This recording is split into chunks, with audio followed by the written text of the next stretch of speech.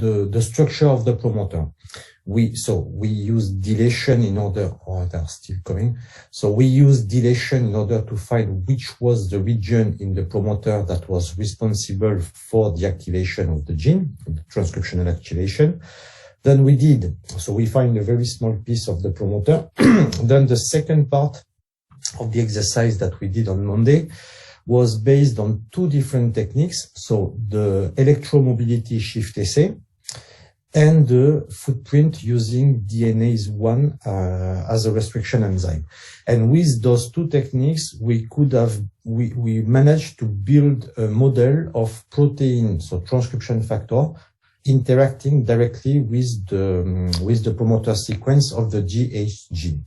So, is it okay? Shall I make a summary of our findings? So basically, everything can be summarized in this picture. So the picture of the footprint of the region.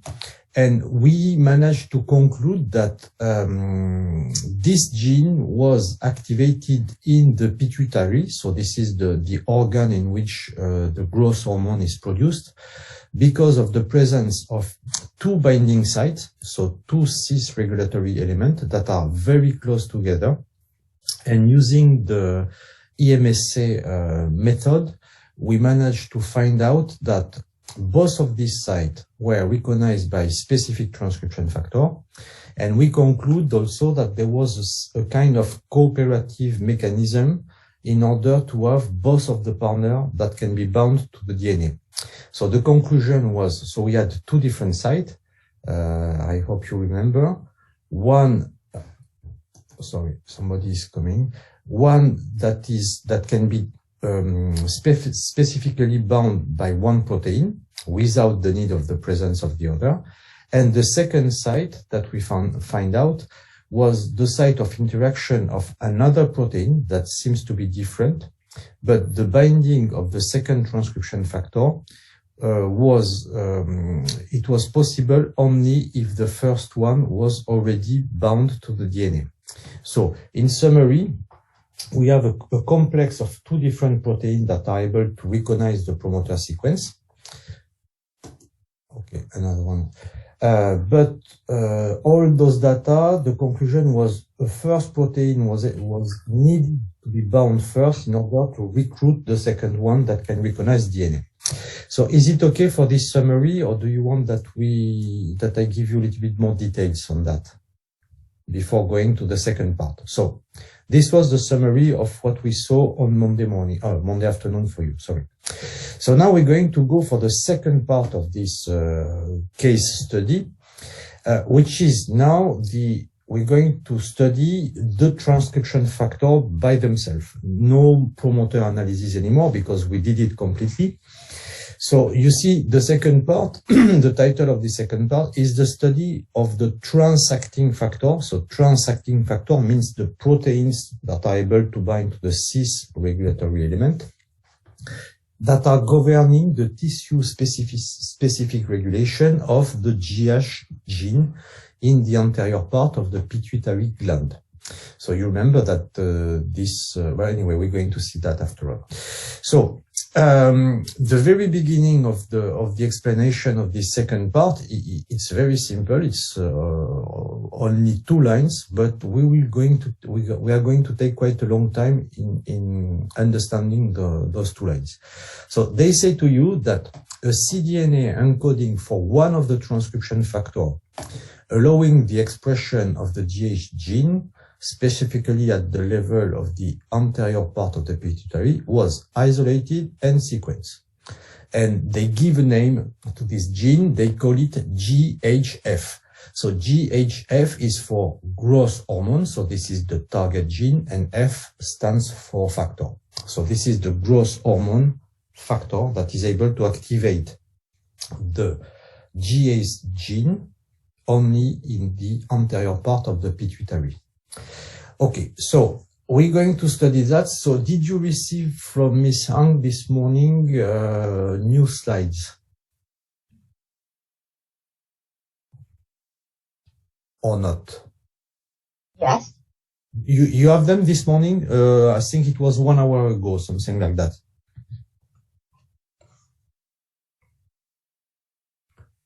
Just to tell me, because I send the slide to Hang, but I don't know if she already sent them back to you. So just to that you have them.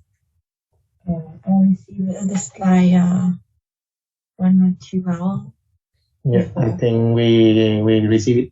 You receive it, okay. But otherwise, don't worry, because if you haven't received them yet, you will receive it. I mean, in the coming hours. Okay. So if you have this, so we're going to shift to this slide because we are going to talk about how.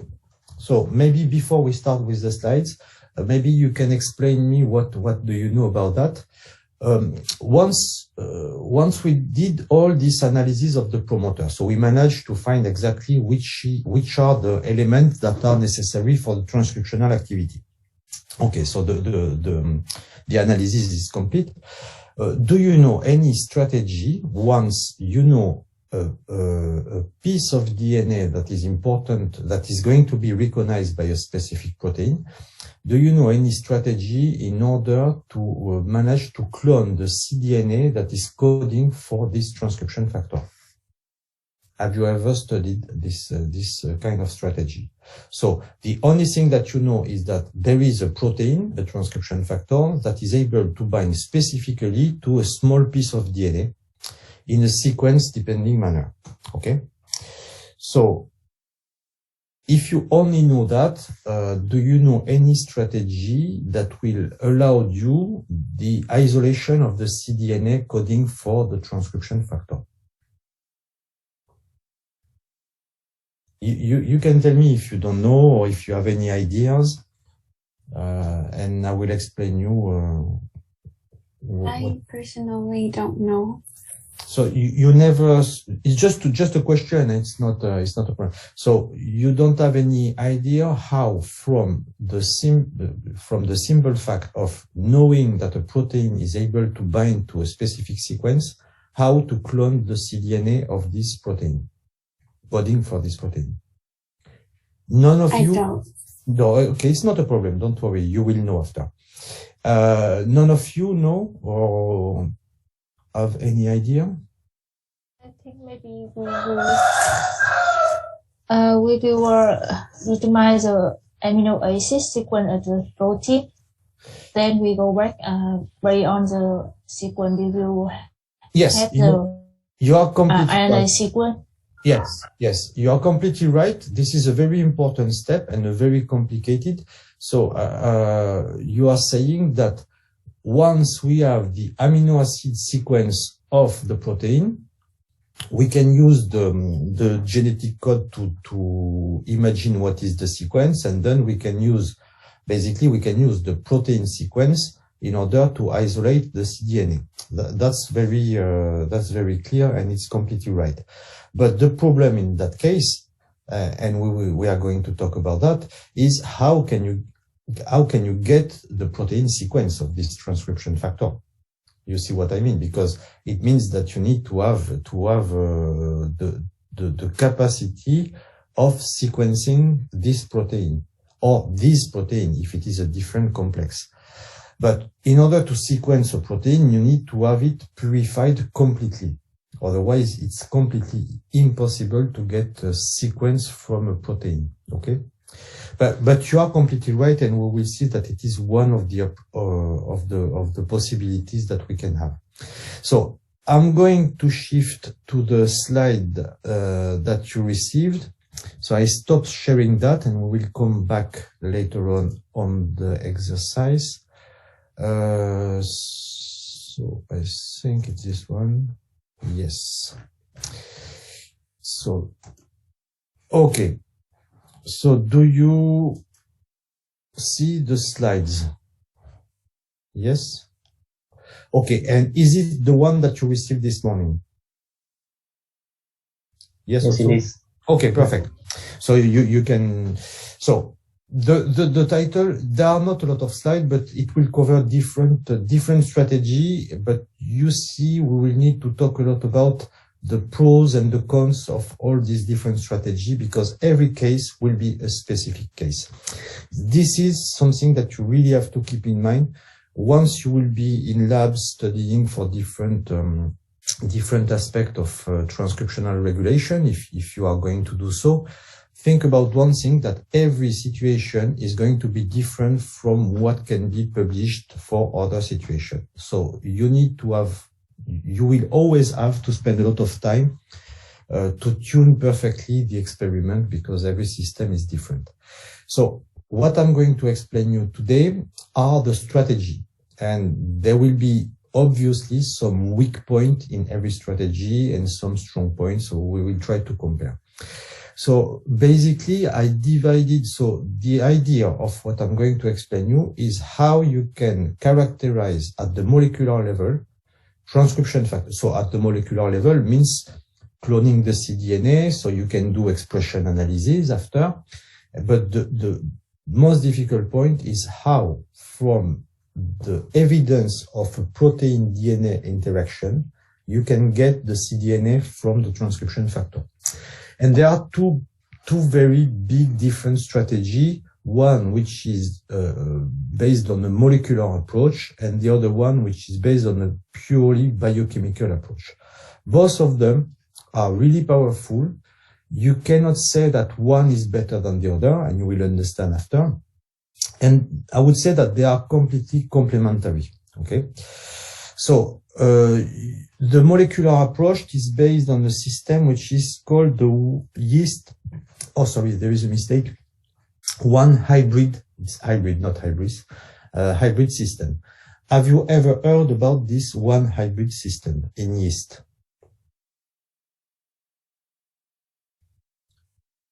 Tell me, if you don't tell me, I cannot imagine. Have you ever heard the word one hybrid system? I haven't heard about that. Never? No. No, never. Okay. So it's not complicated. So I'm going to start to explain you how this system is working, this one hybrid system. You will see in other lecture with other professor that there are different systems that are very similar. So one is called for our case, we only need to study the one hybrid system, but the two hybrid system exist and the triple hybrid system exist as well. But this is for different type of interaction. So in our case, we will stay stuck to this one hybrid system. So on the next slide, this is the endogenous system that has been used and completely modified in order to generate this one hybrid system. So I explain you. So we have to go back to the yeast molecular biology. So everything, all this strategy, the molecular strategy, so one hybrid system, is done in yeast. So why do we do that in yeast? So there are two main reasons. So yeast is extremely extensively studied, so we know everything, almost everything about yeast. This is the model unicellular eukaryote. Okay, so you have to keep in mind also that if you are working on animals or plants or whatever, we are working in eukaryote system, and eukaryote system are very different from prokaryote system. So all this system need to be done in the same type, so eukaryotic cells. Why we need to have eukaryotic cells? Because eukaryotic cells contain proper nucleus, contain RNA pol 2, and all the systems that are exactly the same as in pluricellular organisms. So what has been used and completely modified in order to create this artificial system, it's something that is called GAL4. GAL4, so if you don't know the yeast one hybrid system, basically this is a gene that is able to metabolize a sugar, which is the galactose sugar, in the yeast. So the yeast use galactose in order to grow. And the gene that is able to catalyze the degradation of galactose to produce energy is called this GAL gene. Okay, so there is no specific things to know about that. But this gene is under the control of a very simple promoter. Okay, and this is why we use this type of system. So the structure of the GAL gene is extremely simple. And as you can see in this drawing, so there are two situations when galactose is present and when galactose is not present. So I explain you how it works first and how it has been completely modified in order to become a tool. Okay, so a normal yeast doesn't express the GAL gene. So the GAL gene will give rise to galactose metabolism, okay, catabolism precisely. This gene is not active if galactose is not present in the medium. And this gene is going to be active because there are specific transcription factors that are going to activate the RNA pol 2 when galactose is present. So the system is very simple. If you have galactose, the gene is on. If you don't have galactose, the gene is off. Okay, so this is the normal situation in yeast. So this system has been extensively studied and everything is completely known about this system. And so some researcher, it's quite old. It's something that this strategy exists for about 15 to 20 years. They use, so if you look at, if you see the mouse, I'm going to put the red spot. If you see the mouse, there is this purple transcription factor, which is a dimer. If you see, there are two monomeric units in a dimer situation. And this is the basal transcription factor, which is called GAL4. Okay. And GAL4, technically, what is happening is when GAL4 is able to bind to the sequence. So this is the cis regulatory sequence. UAS stands for upstream activating sequence. Okay, so this is basically cis elements that are responsible for the GAL gene transcriptional regulation. This single transcription factor, GAL4, is able to directly transactivate the GAL gene. So the researcher, what they did, they studied in depth this GAL4 transcription factor. And as you can see in the drawing, I think I've got another one. Yeah, here. So the second slide. As you can see, this transcription factor, it is, this is what I wrote on the right of the slide. It's a modular protein. So what is a modular protein? And most of the transcription factor, you have to keep in mind that they have a modular structure. Modular structure means a very simple thing is that along the protein sequence, you have domains, very clearly identified domains that have each domain a specific function. And for the GAL4 transcription factor, there are two very important domains. So these are the blue balls that you can see in the drawing. There is the part of the GAL4 protein that is directly responsible for recognizing the UAS sequence on the promoter. So this is the part of the protein that is able to recognize directly the DNA sequence. Okay. And the other part of the protein that you see on the top here, so there are two because it's a dimer, okay, so that's not a problem. And this part of GAL4 contain mainly acidic amino acid, and this domain has the capacity to activate DNA pol 2. So if I summarize, there is two functional domains in GAL4.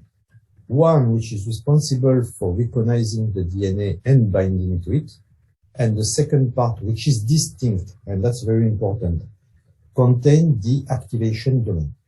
Is it okay or not? Yes. Yes, okay. So the idea to create this artificial one hybrid system, so I just remind you what is the aim. The aim is to clone a cDNA coding for a transcription factor that is able to recognize one part of the promoter that you are studying. Okay, so it's based on this GAL4 transcription factor. And what did the researcher? They managed to clearly demonstrate that this GAL4 protein can be cut in two parts. So the activation domain on one side and the binding domain on the other side. And both of these two parts of the transcription factor of GAL4 can still carry their initial activity. In other words, it means that if we are only analyzing the activity of the active domain, activation domain without the binding domain, it is an activation domain, and the binding domain alone by itself can bind DNA. So the idea was, okay, we want to find the cDNA, we want to clone the cDNA of one transcription factor that we found to bind a specific sequence of the promoter of our gene of interest. So the idea is summarized on the next slide. So sorry, I need to.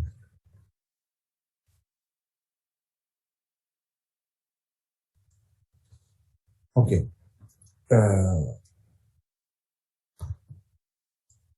No, sorry, I have one. So the idea is to create an artificial, okay, I go back to this one. So we are going to create an artificial transcription factor that is going to contain only the GAL4 activation domain, so the upper part of the GAL4 transcription factor. So it's the part of the protein that carries the ability to activate the RNA pol2. And we are going to construct a library, a cDNA library, that contains all the cDNA present in the tissue of interest that is translationally fused to the GAL4 activating domain. So we make a library, a library that will contain thousands of different clones, because all the cDNA are going to be cloned in one specific primer vector.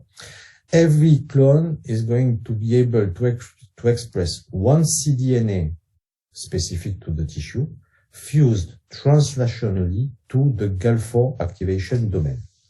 And what is going to happen is we are going to look at the right part of the slide, and then I'm going to make you a drawing on the whiteboard. So the strategy, I explain you first the global strategy, and then we are going to see what's happened technically for the positive clone. So the global strategy is to use a reporter like that. I'll show you the maps of the plasmid after. And we just have, for this part of the drawing, we just have to keep to focus on what is used in this construct. So technically, we've got a reporter gene. So this reporter gene can be like the GUS gene, can be LAC-Z gene, so it's a reporter gene. For yeast, there is a specific things that is totally different from bacteria. We cannot use antibiotic resistance genes for reporter gene, because yeast is a eukaryote, and eukaryotes are not sensitive to the prokaryotic antibiotics. So we cannot use, for example, ampicillin resistance or kanamycin resistance, because naturally all the yeast are resistant. Anyway, we have a reporter gene, and the reporter gene will be the use of the reporter gene is for us to be able to monitor if the transcriptional activity that is going to be conferred by the upstream sequence is going to be active or not active. Okay, that's the point. So we've got a reporter gene to test the transcriptional activity. The second part, which is the most complicated one to do, is we're going to find out the cDNA of the transcription factor we want to clone among a cDNA library. Okay? So we have first to prepare a cDNA library from the tissue of interest. Then we are going to clone this cDNA library in a specific plasmid that is going to be able to express, this is what is written here, a cDNA fusion protein fused, actually it's not written here, to the GALC4 activation domain. And then, so these are the steps. So I show you just the first step there, and then I'm going to show you a drawing to explain you how it works.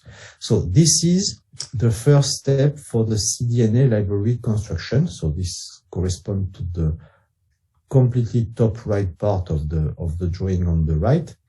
So we start with the extraction of RNA. We then produce the first cDNA strand, then we produce the second strand of the cDNA. So at that stage, we've got double-stranded cDNA that correspond to every single messenger RNA present in the cells. And all these cDNA are going to be cloned in different plasmids. And I'm going to show you what we are going to do after the cloning and what is the composition of this plasmid. Okay? Is it okay for now? It's a little bit complex, but you will understand very easily after. And if you want, we can come back on this slide after. So I shift to the whiteboard. Okay, so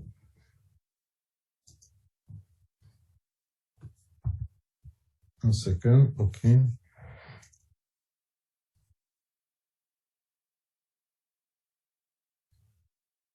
Okay, I think that you see. So the idea is this one. So okay, I've got the mouse here. So in red, I'm going to write down the mRNA. So we've got the mRNA. I put a poly A tail. Okay. From this mRNA, we are going to make the double-stranded cDNA. So this is the cDNA library. Okay, so I write two-strand cDNA library. And this cDNA, so it means that we have a library at that point that contains all the copy of the RNA in cDNA. So we should have all the genes that are expressed in the cells. And among all these genes, you have the cDNA that correspond to the transcription factor that you want to clone. On the other hand, after I show you the plasmid, on the other hand, we've got, so it's schematic, the GALC4 transcription factor, which is completely normal. So there are two parts in this GALC4. We saw it before, an activation domain and a binding domain. The binding domain is the one that naturally recognizes DNA in the yeast in order to start transcription.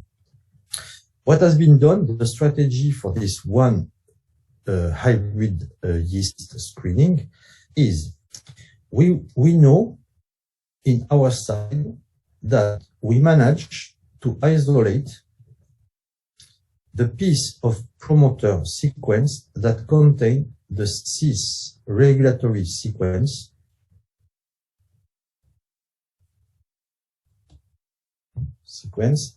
of the gene of interest. Okay? And we know that there is a transcription factor that can bind to this sequence, and we want to clone the cDNA of this transcription factor. Is it okay for now? Yes or no? Okay. The strategy is we're going to we're going to take the cDNA, all the cDNAs, so this is why it's a library. We're going to fuse them in a plasmid in order to produce a translational fusion between the coding sequence of the cDNA to the activation domain, to the activation domain of GAL4. Why? So the strategy is like that. We're going to produce proteins. In blue, it will be all the proteins that are coming from the translation of the cDNA in the library. And the plasmid, we will see just after, allow us to clone them just before or after. There are two strategies. We can put it either in the C-terminal region of the cDNA protein or in the NH2 terminal region. Anyway, we make a fusion of only the part which is the activation domain of GAL4, fused translationally to the sequence of every cDNA that are present in the library. So what is going to be produced? This type of protein, of construct, will produce a protein that is the fusion of our transcription factor, okay? So every cDNA that are or not transcription factor, which are fused to the activation domain. Is it okay? This part. Then, with this transcription, with this fusion, this protein fusion, we can test, and this is the idea, the capacity of this recombinant protein to be able to activate transcription in a reporter system. And what is going to be the reporter system? The reporter system, don't worry, everything is on the slide after. The reporter system will be a construct that a second plasmid that we are going to introduce in the yeast that contain, okay, so it contains a minimal promoter, so a data box, okay, which is going to control a resistance gene, okay, so it's a reporter gene in the yeast. And I write it in red, just before the data box, we are going to put from 5 to 10 repetition of the sequence, sorry. So this is the cis regulatory sequence of interest. Okay, so we can make it. Do you understand what I try to draw in this whiteboard? So basically, if you follow me, you will see it's quite easy to understand. We've got two constructs. One that contain, so this is a library, so there are thousands of different proteins because they contain, all the plasmids contain a simple DNA. So there are effector constructs. Every effector construct is composed by a translational fusion between one cDNA and the activation domain of GAL4. So it makes a chimeric protein that contains the activation domain. In the same yeast, we have introduced another plasmid, which is a reporter system, and this reporter system is constructed like that. We've got a reporter gene, we've got a minimal promoter, and we clone just in front of the just upstream the data box of this reporter plasmid. We clone in multiple copies, so 5 to 10, the sequence that we manage to isolate and to identify, which is the sequence of the promoter of the gene of interest that is recognized by the transcription factor. So do you understand this? Yes or no? Okay. So if we put in the same yeast the effector plasmid, so the one that is going to produce this fusion protein, and the reporter system, what can happen? So we have two situations. So I write down once again. Yes, no, I can tell you this one. So we're going to be in that situation if the plasmid, the effector plasmid, contain the cDNA that is able to, so if the cDNA of this effector plasmid is corresponding to the cDNA of the transcription factor that we are looking for. What is going to happen in the yeast? This transcription factor, which is coming from a cDNA present in the tissue of interest, is going to be translated, fused to the activation domain. The transcription factor by itself, it carries the part of the protein that is able to recognize specifically the DNA sequence that we found in the promoter. And because this transcription factor is fused to an activation domain very, very powerful, it's going, because this part of the fusion protein is going to bind to DNA, and the second part of the fusion protein is going to activate transcription. So we will have expression of the reporter gene. Is it okay? So in that case, it means that the cDNA that is contained in the plasmid from which this translational fusion is produced correspond to a cDNA of a protein that can bind specifically to this promoter sequence. If we have a cDNA clone that is not able to bind to DNA, what is going to happen? So I redraw the same. So this is the reporter. This is the data box. Here we've got the several regulatory elements that we put in front. But if we produce one fusion protein always with activation domain and another cDNA, and if the protein translated from this cDNA is not able to recognize the cis regulatory sequence that we clone in front of this reporter construct, since there won't be any interaction, the activation domain won't be able to activate transcription, and there won't be any expression of the reporter gene. So this is not working at all.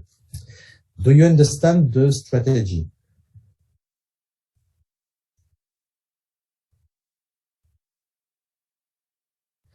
Okay, everybody understands or not? So, one question on this, according to you, why do we need to make a fusion of protein? So it means, why do we need to fuse the protein coming from all the cDNA to an activation domain?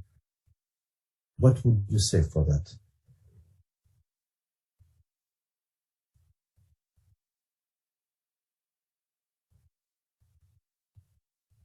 Do you have an idea?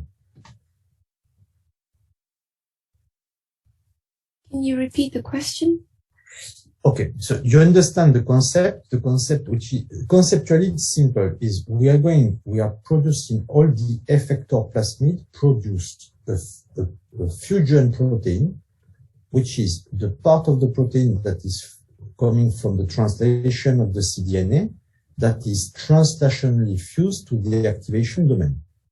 So it's a single protein, and we add an activation domain in order to activate the transcription and the translation of the reporter gene. But my question is it necessary to have this activation domain fused to the protein? So I explain you why this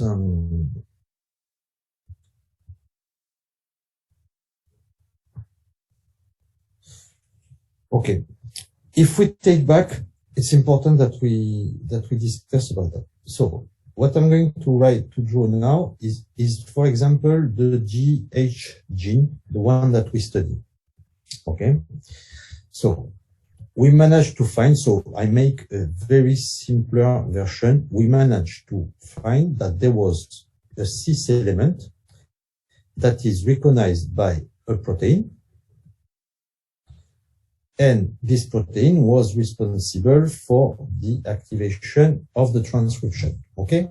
This is the starting point.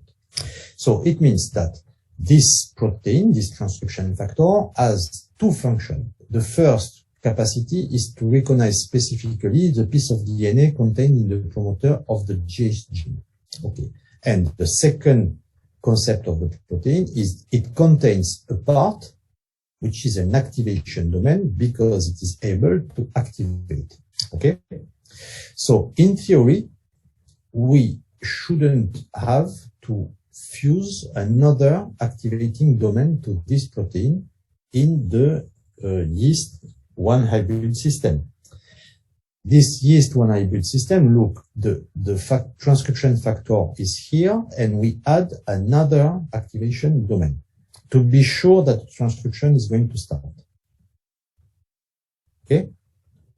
So if we look a little bit this strategy, we shouldn't have to add an activation domain because the transcription factor, this one, since it is an activator by itself, it contains already an activation domain.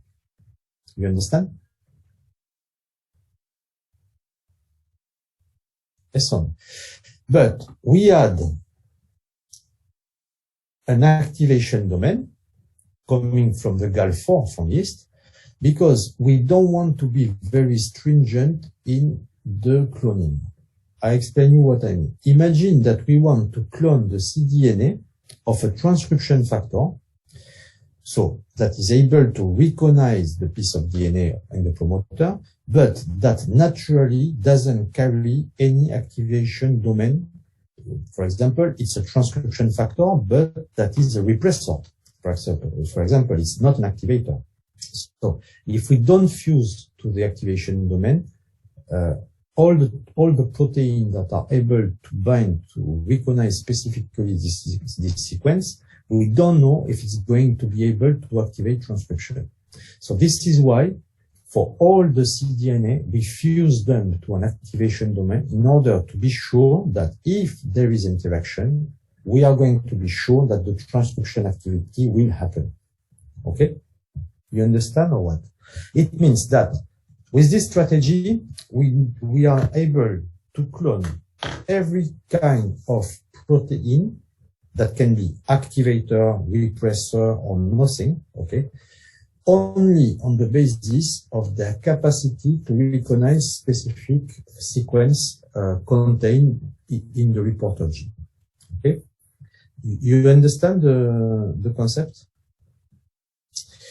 Okay. So, I stop sharing this whiteboard. I go back to the slides so we can. And so, okay, now it's okay. Sorry, because I want to put it full screen, but it doesn't work. So you understand now a little bit after I'm going to show you the plasmid. So we go back for that. So we generate a library. So all the different cDNA contained in the cells, they are constructed in this type of plasmid. The map will be shown just after. From that, we generate all these library protein, which are fusion protein. What is called DNA, bait DNA, it is the cis regulatory element that we found in the promoter of the gene of interest. Okay? So these are the plasmids. So we have two different plasmids. So it's just to show you. So there are plenty of different plasmids that have exactly the same function. Most of them, they are commercial. Okay, well, anyway, we've got, just to show you how it is, we've got the effector plasmid and we've got the reporter plasmid. So we're going to start with the reporter plasmid, the one which is on the right. So do you understand the map? What do we have in this plasmid? So this one is more precise. We have the black arrow here is a data box, only a data box. Okay. The OpenReady frame just downstream the data box, which is called HIS3. It's a gene that is going, when it is expressed, that is going to be, it's a gene that I will explain you how we make the selection after. It's a gene that is able to, that give the possibility to the yeast to produce itself the histidine amino acid. And yeast need to have histidine in order to grow. I'll explain how it works. So we have the data box only. This is the reporter gene, HIS3. And in front of the data box, just where you see this little black arrow, we fused. So in that case, it's only 2 copies, but the purple boxes are the sequence of the promoter, so the cis regulatory element, for which we want to find which are the transcription factors able to recognize this part of DNA. So this is the reporter. Pieces of promoter, data box, minimal data box, and reporter gene. Okay. Here you have 2 other genes, and I will come back on that. There is a gene which is for kanamycin resistance, and another gene that is able to participate to tryptophan, which is an amino acid in yeast. Okay. I'll come back on those 2 genes after, and I explain you on those ones. Okay. Did you understand the map of this reporter plasmid? So we have the pieces of the promoter, the minimal data box, and the reporter. In that case, it's HIS3. Okay. Is it fine or not? Okay. The reporter, the effector plasmid. The effector plasmid are the ones that are going to contain every single cDNA that have been produced from the tissue of interest. So the map is a little bit more detailed. So we are going just to see a little bit. We have here, so we start with the black big arrow where it's written PADH1. So PADH1, it's a promoter of yeast. It's a constitutive promoter in yeast. ADH is the gene in yeast that is alcohol dehydrogenase. So it's a constitutive promoter in yeast. This is the only thing that we need to keep in mind. So we have a constitutive promoter. Just after this constitutive promoter, we've got restriction sites. So it's HindE3 here, for example. And then we've got this small protein that can be produced. We have here SV40 NLS fused to GAL4 activation domain. So we are not going to I can tell you what it is. NLS is nuclear localization signal. It's a very small peptide that is able to target the recombinant protein directly to the nucleus. Okay, so it's just to be sure that the protein that will be produced will be localized in the nucleus of the yeast. So I come back. We've got a constitutive promoter, a cloning site, and an activation domain. Then here also you'll also have another multi-cloning site, and so on and so on. So what can be done with this plasmid is either here at that position in 3, or after at the position of the multiple cloning site. So before or after the GAL4 activation domain, we're going to clone all the cDNA library. So when I say we're going to clone all the cDNA library, it means that we are going to produce as many plasmid as there are cDNA. So every single plasmid contains 1 single cDNA. Okay? And what is going to, okay, so we've got GAL4, and then what do we have here? Okay, things are missing. We have on the plasmid on the reporter, it was the gene for kanamycin resistance. Here it's for ampicillin resistance. On the reporter plasmid, we had the gene to synthesize tryptophan. And on the effector, we have a gene responsible for synthesis of leucine, the other amino acid. Okay. I want just to show you before I explain you how it works and how technically we work with yeast. Look at this effector plasmid, and do you know what is PUC, P-U-C, ORI? Do you know? And 2-mu ORI.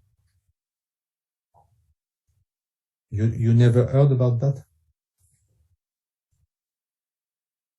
No.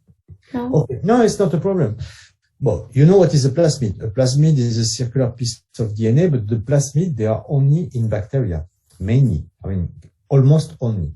So in order to replicate in bacteria, you need to have on every plasmid an origin of replication. Okay? So this point, you know it. So PUC ORI, PUC ORI, it's a replication origin for prokaryotes, so for bacteria. There is the same here. So why we have a bacterial replication origin is because all the molecular biology techniques, the cloning, the cDNA synthesis, the ligation, the transformation, it is done in Escherichia coli, in E. coli. We don't never work with yeast to make construct. It's too much complicated and almost impossible. So you have to keep in mind that all the molecular biology steps, which are plasmid construction, ligation, and so on, everything that is cloning is done in bacteria, in E. coli. So those plasmids, they are construct in E. coli. And this is why, in order to be able to have multiplication in E. coli, we have the origin of replication of E. coli present in both of the plasmid. So it means that the construct, the cloning of the reporter plasmid and the cloning of the library in the effector plasmid, everything is done in E. coli.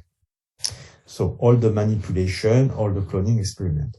Then, once all the constructs are done in E. coli, so the reporter construct in one side and the library on the other side, all those plasmids from E. coli are extracted and then transformed in the yeast. So a plasmid can live in the yeast only if it contains a yeast-specific replication origin. And the yeast-specific origin of replication is called 2-mu. So a plasmid that contains a PUC origin and a 2-mu origin means that it can replicate and it can stay inside E. coli and yeast in two different systems. You understand? So it's a plasmid that can be used in E. coli and then can be used in yeast. So technically, what I was saying is all the construction cloning are done in E. coli and the analysis is done in yeast. Okay? So I want to come back on this. So I told you before, so just to go on a little bit on that, because there are plenty of things to explain you on this plasmid. So each of the plasmid contain an origin of replication specific to E. coli. Perfect. So those plasmids can be multiplied in E. coli. They contain, both of them, resistance to antibiotic that can be expressed only in E. coli. For example, the PGAD-T7AD plasmid is in E. coli, is ampicillin resistance, will give the ampicillin resistance. For the reporter plasmid, the PHIST2.1, it is a plasmid that will confer kanamycin resistance to E. coli. So technically, we've got origin of replication for E. coli and two different resistance for antibiotics in E. coli. Is it okay? This. They are different. It could have been ampicillin here as well. It's not a problem. Anyway, this is prokaryotic antibiotic resistance. Is it fine? Yes. Okay. But as I told you,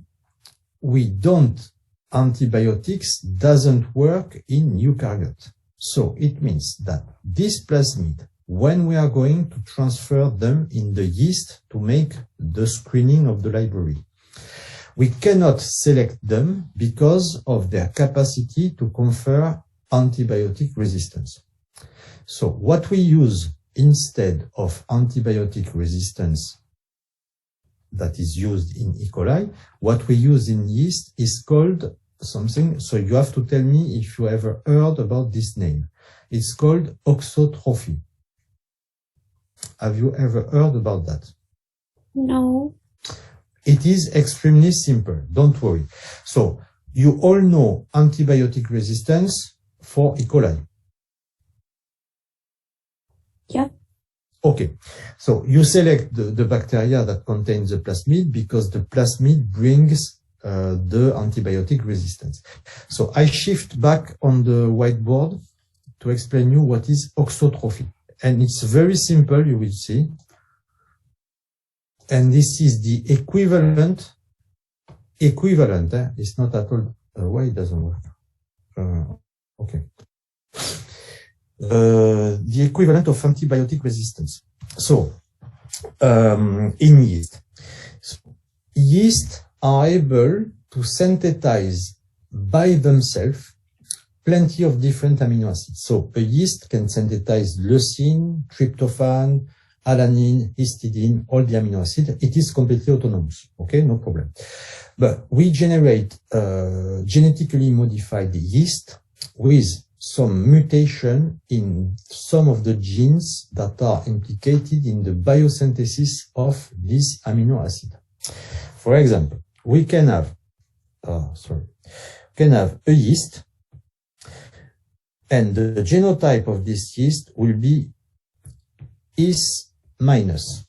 What does it mean? This yeast, it's a totally wild type yeast, except that one gene, which is implicated in the biosynthesis of histidine, the amino acid histidine, is mutated. So it means that this yeast cannot grow if you don't put in the growth medium, if you don't put histidine. Okay? So you will have, if you put this yeast in a medium where you add the amino acid histidine, there will be growth of the yeast. You understand?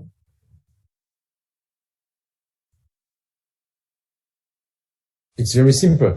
The yeast has been genetically modified in order to knock out one of the genes that is implicated in the biosynthesis of the amino acid histidine. So this yeast cannot grow by itself unless you give the yeast directly the amino acid. And in that case, it can grow. It can live. So if you take a yeast that its genotype is His minus, and you put a plasmid like the one we saw that contain the gene is plus, you will complement the mutation, and it means the yeast is going to grow. Is it okay?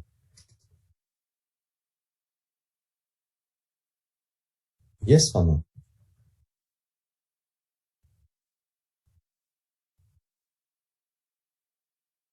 Do you understand this or not?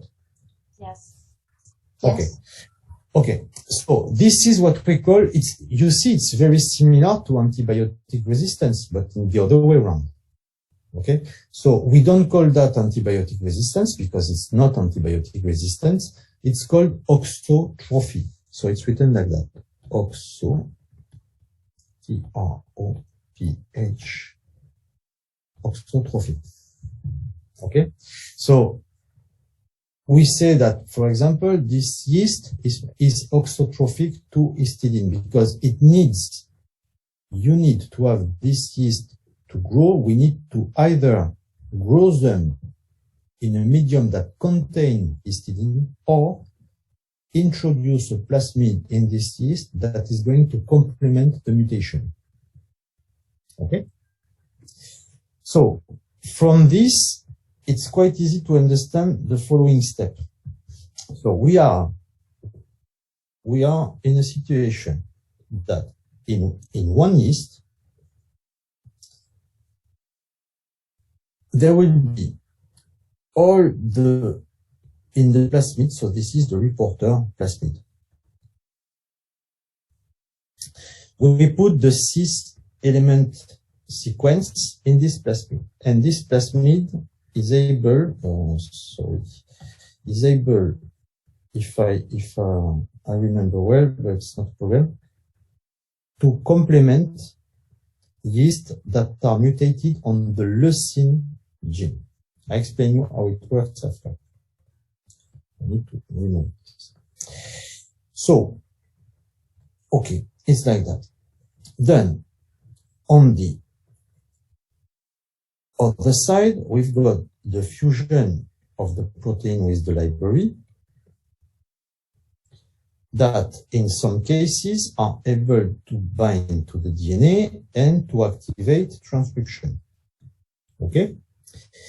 So, if we put, so this is the effector. So, if we introduce the effector plasmid and the reporter plasmid in one single cell of yeast, if the effector construct is able to recognize specifically the element that we clone in the reporter plasmid, this interaction will give rise to activation of the leucine gene, and if the leucine, the yeast has a genotype that in which it cannot synthesize the amino acid leucine by itself, if the fusion between the activation domain and the cDNA binds to the promoter, the transcription of the leucine gene from the plasmid will be active and will complement the mutation of the leucine in the yeast. So this means that this is going to be produced and you will have expression and complementation of the mutation. And so it means that the yeast, they will grow. Do you understand the principle? Yes or no? So this is what we call auxotrophy. In other words, it's quite simple. You take a yeast that does not contain one function. In that case, the one gene in the biosynthesis of one amino acid. And if our construction works, in other words, it is able to activate, to bind and then to activate this gene, then it will complement a yeast that is mutated in this gene. So it means that when we are going to screen our library, because we have to keep in mind that all we want to do at the end is to clone the cDNA of the transcription factor. So we put all the cDNA there. This is the reporter construct. I see. So in the drawing that I did, I wrote leucine, but in that case, it's histidine. So it means that if I have one yeast that contains one plasmid like that with the cDNA of the transcription clone here or here, it means that it's going to bind to the regulatory sequence in the reporter plasmid. From this binding, the histidine-3 gene will be transcribed and translated, and therefore, in the yeast that contain both of the plasmid, they will be able to grow on a medium that does not contain histidine. So it means that the screening will be finding among all the yeast in the library, the one that are going to grow on a medium that does not contain histidine. And those yeasts that are able to grow in such a medium will contain, obviously, one cDNA that, when fused to GAL4, is able to activate this gene. So it means that the cDNA clone inside this plasmid is going to code for a protein that is able to bind specifically to this promoter region. Is it clear? Or not? So the strategy, we can say it is summarized there. So we got two partners, okay? The DNA bait, it's the piece of the DNA of the promoter for which we're looking for the protein that is going to bind there. And the prey is the transcription factor. So look at the strategy. This is exactly what we saw before. We generate a cDNA library fusing activation domain to putative transcription factor. Okay, we have the origin of replication for yeast, no problem. And then for the bait construct, which is the reporter construct, we put the piece of promoter. This is the yellow box, so the bait DNA, and the reporter gene. So you see oxotrophy, and so on and so on. Once we put the two plasmid in the yeast, if there is this situation, this configuration, the reporter gene will be active, and only the yeast that are going to grow will contain this configuration. And from that, the only thing that need to be done is to extract back this plasmid and to sequence the plasmid in order to have the cDNA of the library, the cDNA of the transcription factor. Is it okay? Or not? Okay, so just anyway, it took a little bit of time, but it's not a problem. So you see, this strategy, it's very interesting because everything is done in vivo in yeast. Yeasts are very easy to manipulate.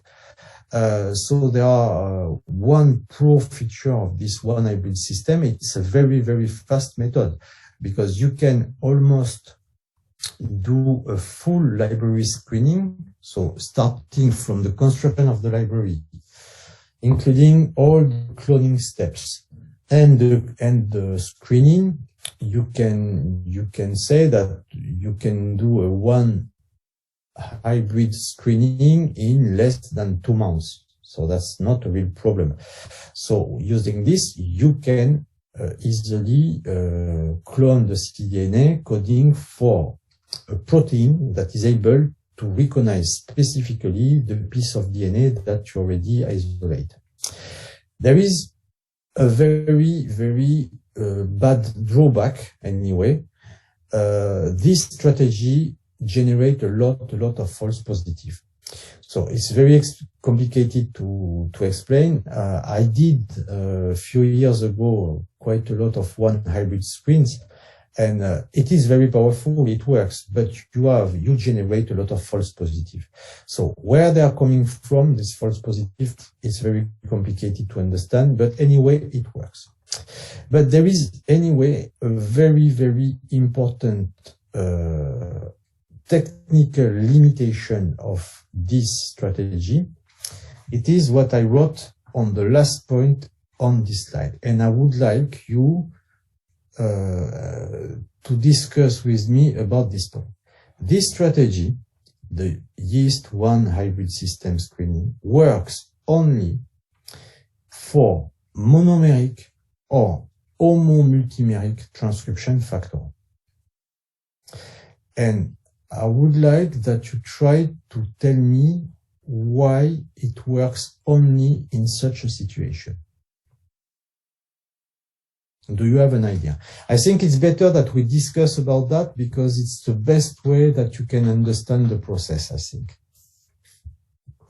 So do you understand the question? The synthesis, it's a fast method, no problem. Fast, quite easy, cheap.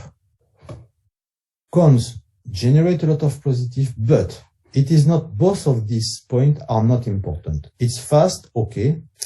you have a lot of false positive. Okay, it's not a problem. You sort them after. But the real problem is that it only works for monomeric or homo-multimeric transcription factors. So do you have an idea of what I want to mean when I write this?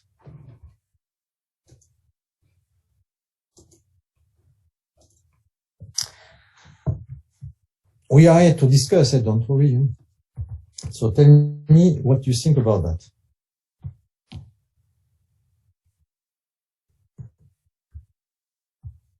It's not with the O, it's fancy. You have an idea? Xiang, tell us what you think. I think it is hard, almost impossible to try with, like heterodimer, for example. Why? You're right. Heterodimer, it's impossible. Why? Because I think like with the monomeric, we already try with all the cDNA in the organism. If we want to find the heterodimer, we have to try every combination there is. Yes, but is it possible to try combination? That's another point.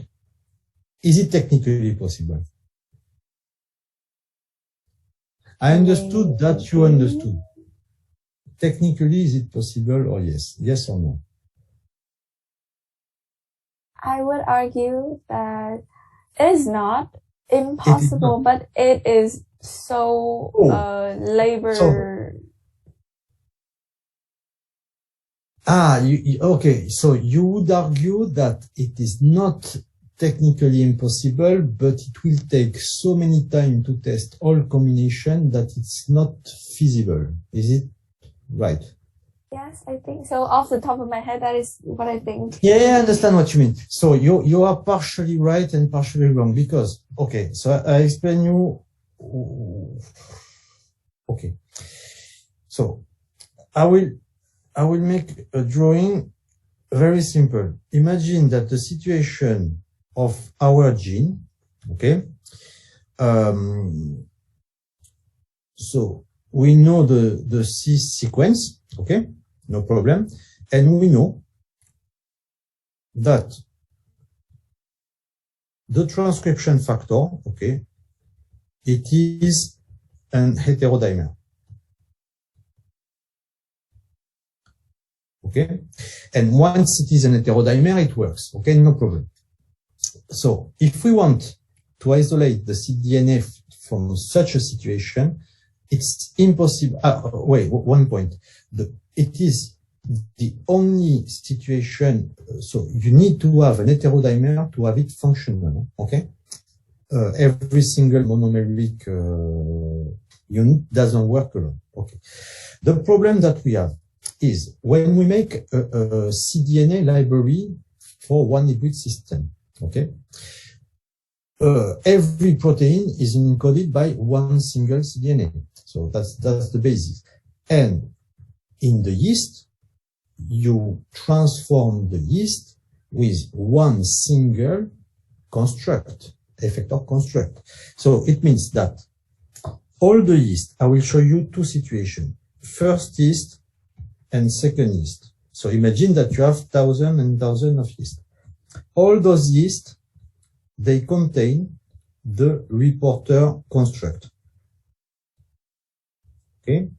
So this is the reporter construct that contain the piece of DNA of the promoter. Do you agree with this?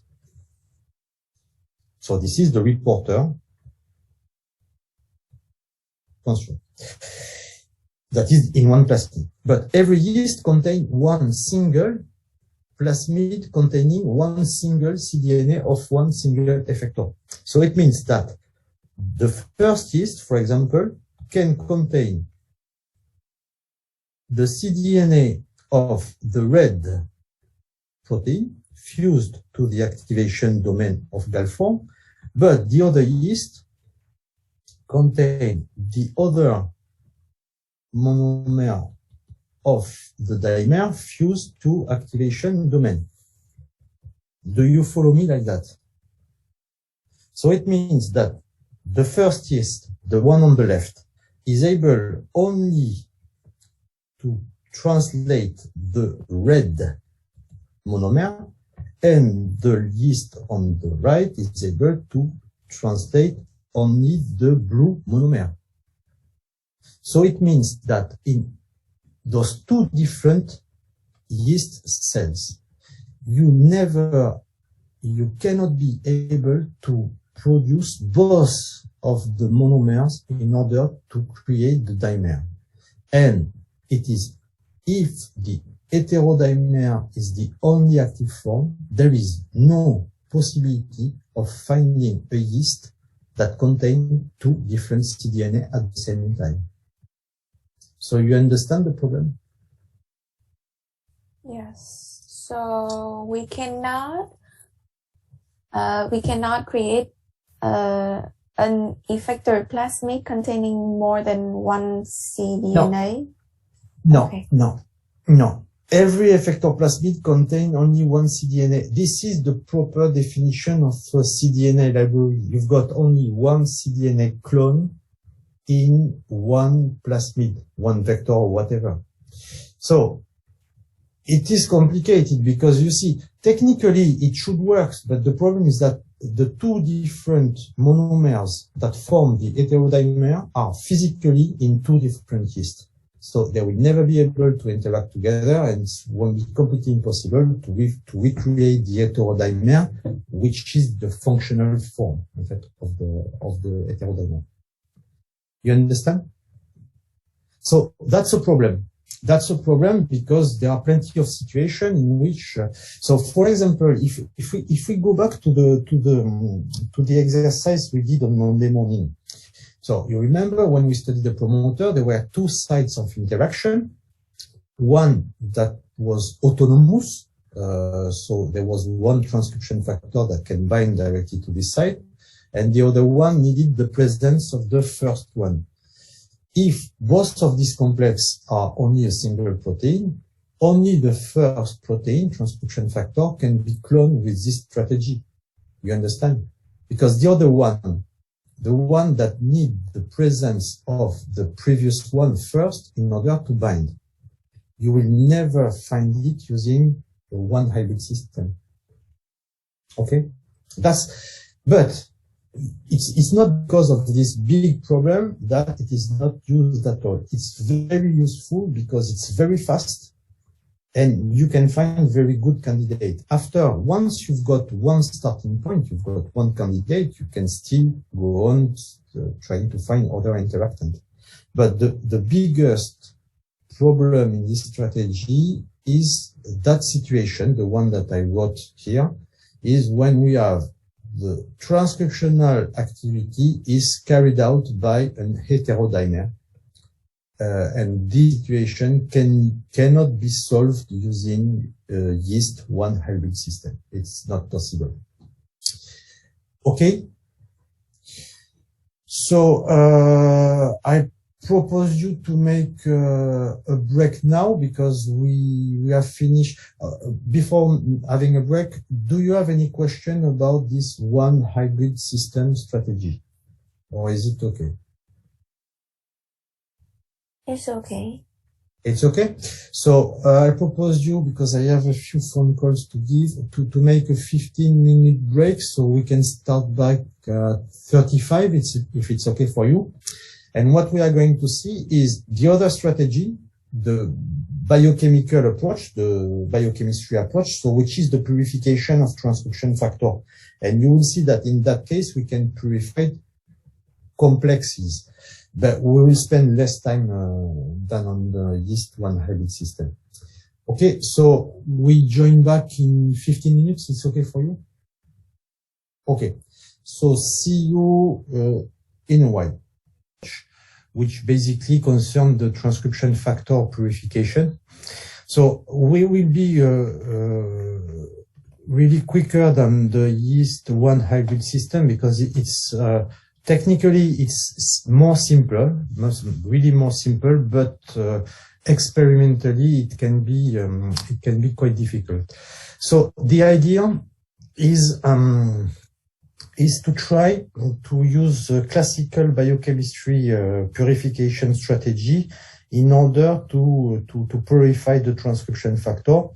And as somebody was saying just at the beginning of the lecture, the idea behind that is once the transcription factor or the complex, and this is the big difference between the one hybrid system, once the protein, so the transcription factor complex is purified, we can micro-sequence the protein and then have an idea about the sequence of the cDNA and try to find directly the cDNA. But the most difficult part is to purify the transcription factor. So there is, in the slide, I only put one slide, I will put it full screen. Yes, one slide to explain you the global strategy, because as I was explaining you, it will depend, every situation, every specific case will be a little bit different. But nevertheless, there is a common global strategy for purifying protein that have the capacity to recognize the specific sequence of DNA. So the strategy, I explain you very quickly using this slide, and then I will try to draw some specific point on this strategy. So the idea is to do a two-step, because there are two conceptual steps in this type of purification. So if you look at carefully what is written on this slide, so it's a slide that I've taken from a book. So it's maybe a simplified version of the strategy. So the starting point is on the left of the slide. So step one. First of all, you will see it's not the case when you are in the lab doing the process. It's not, we don't start with total cell protein. So basically we start with a protein extract. Okay.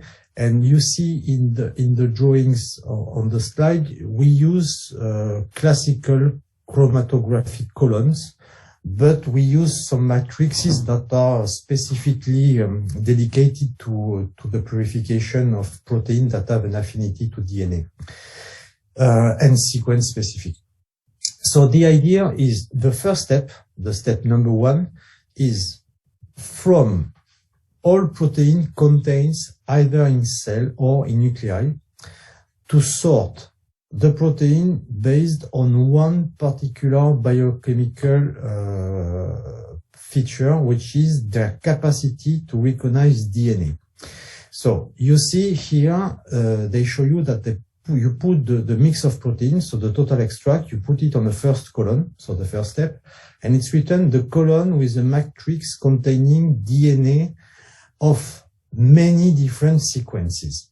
Okay, actually we don't use that now. It's a little bit a wrong way to explain things. So the idea of this first step purification is to separate from a mix of total protein, two kinds of protein: the protein that have a general affinity to DNA, and the protein that does not have affinity to DNA. Okay, so we want to separate the protein that can recognize double-stranded nucleic acid and the protein that cannot recognize double-stranded nucleic acid. So this is the first step. And if you look, so we check the two steps first, and then I will explain you more in detail the different steps. So first step, we separate the protein with DNA affinity from the protein that have no affinity with DNA. So at the end, we end up with two different extracts. The one for which we don't have any binding activity, and a fraction of all the protein that are a natural affinity to DNA. Okay.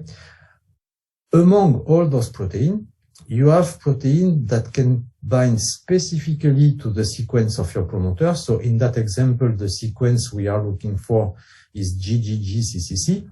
So we are going to use the step number 2 in order to purify among all the proteins that have a general DNA affinity, which one can specifically recognize this sequence and no other DNA specific sequence. So we are going to use another type of colon, which is a colon that you have to make yourself, because it's not commercial, because you will understand that this colon, they contain a matrix, like all the colon in biochemistry, but this matrix is linked covalently to the DNA sequence of the cis regulatory element of your gene of interest. And using this second column, you can sort from the fraction that contain all the proteins that have a general DNA affinity. You can sort the one that can bind specifically to your sequence from the other one that does not specifically recognize this type of sequence. And at the end of this second step, you end up with two different fractions, proteins that are not able to recognize and to bound to the sequence, so we don't need this one, and the proteins that are able to bind to this sequence that you covalently linked to the matrix of the column. And it is this fraction, so the last fraction, that is going to be sent to specific services for protein sequencing, and so you can have the protein sequence from that. Do you understand this two-step strategy? The first one is general purification of proteins that have affinity, general affinity to DNA. And then second step, among these proteins, we sort the one that have an affinity to your sequence from the one that does not have any affinity to your sequence. So I just come back on the first step. In this slide, it's written, okay, that the first column is a column with a matrix that contains many DNA sequences for different sequences. This is to mimic DNA without any sequence requirement. Actually, what is done, instead of putting in the first step column plenty of DNA fragments with different sequences, we use something that is very different. I don't know if you ever heard about that.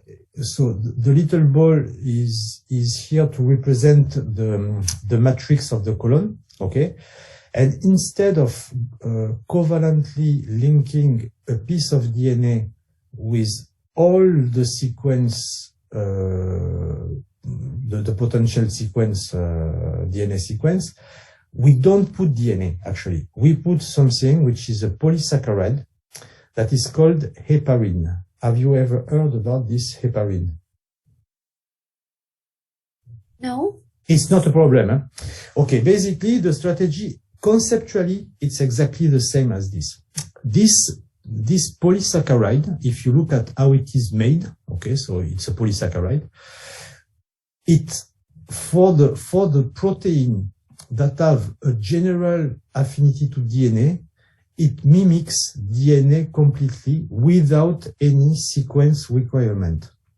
It means that for a protein that can recognize DNA, it can recognize heparin without sequence requirement. So, for example, this first sugar can be A, T, G, or C. It's the same for the protein. So it's a kind of general DNA, like a piece of DNA without any sequence. Do you understand? It's quite difficult to explain this kind of things. So it's a linear molecule, okay? It's a polysaccharide molecule, but the behavior of this molecule, it behaves in this situation exactly as if it was DNA, but without any specific sequence. So it's like general DNA. You understand? And so I will shift to the whiteboard. Just 1 second to explain you here and here. Okay. Does this work? Yes. So if we want to make just a quick, we're going to spend, let's say, 15 minutes maximum on that. Okay. So this is double-stranded DNA. Okay, general DNA. We have two kinds of protein that have an affinity with DNA. We've got the proper transcription factor. Okay, so what we know for this transcription factor is they can recognize specifically a specific sequence of DNA. So I would take the same example, CCC, GGG, for example. It can recognize only this. Okay, so this is the case for most of the transcription factor. After, do you know protein that can recognize DNA, but without the need of a specific sequence? Like protein that can interact with DNA, but they are not interacting with DNA because of a specific sequence. They just recognize DNA in general. We talk about some of them at the very beginning of the course. Which one, Xiang? Do you have an idea?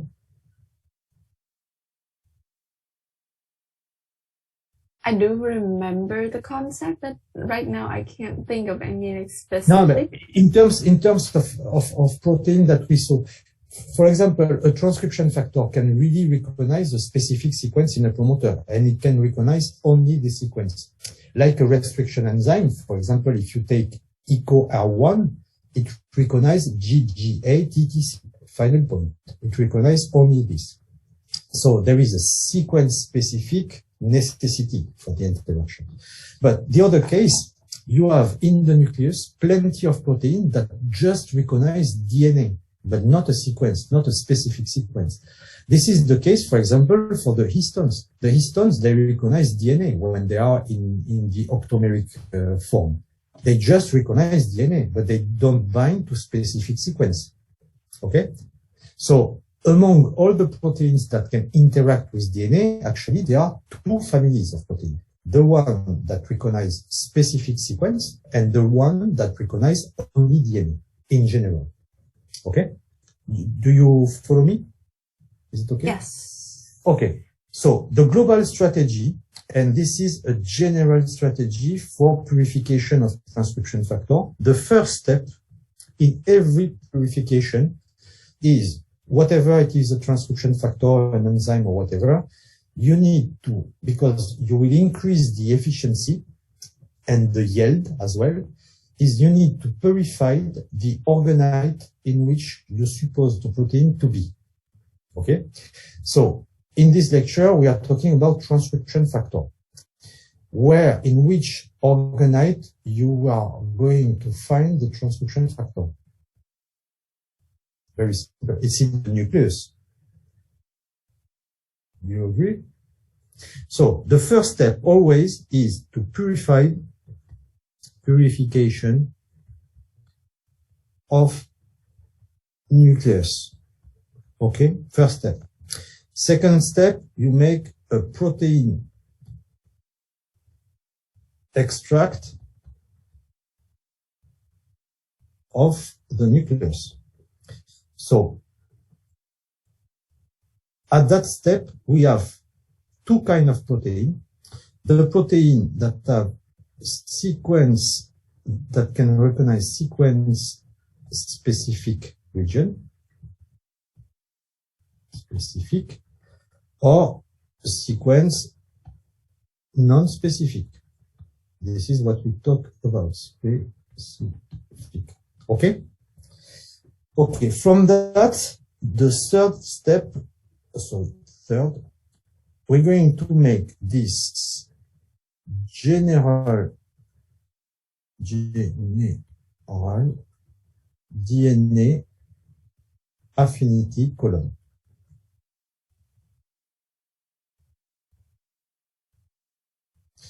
And this is the column that contains heparin. So from that, we are going to use a column like that. So I just move a little bit up. So we use a column that contains heparin. We're going to put on the top of the column all the protein that has been extracted from the nucleus. So what is going to happen here? We are going to keep only, so we are going to sort out exactly as the same slide.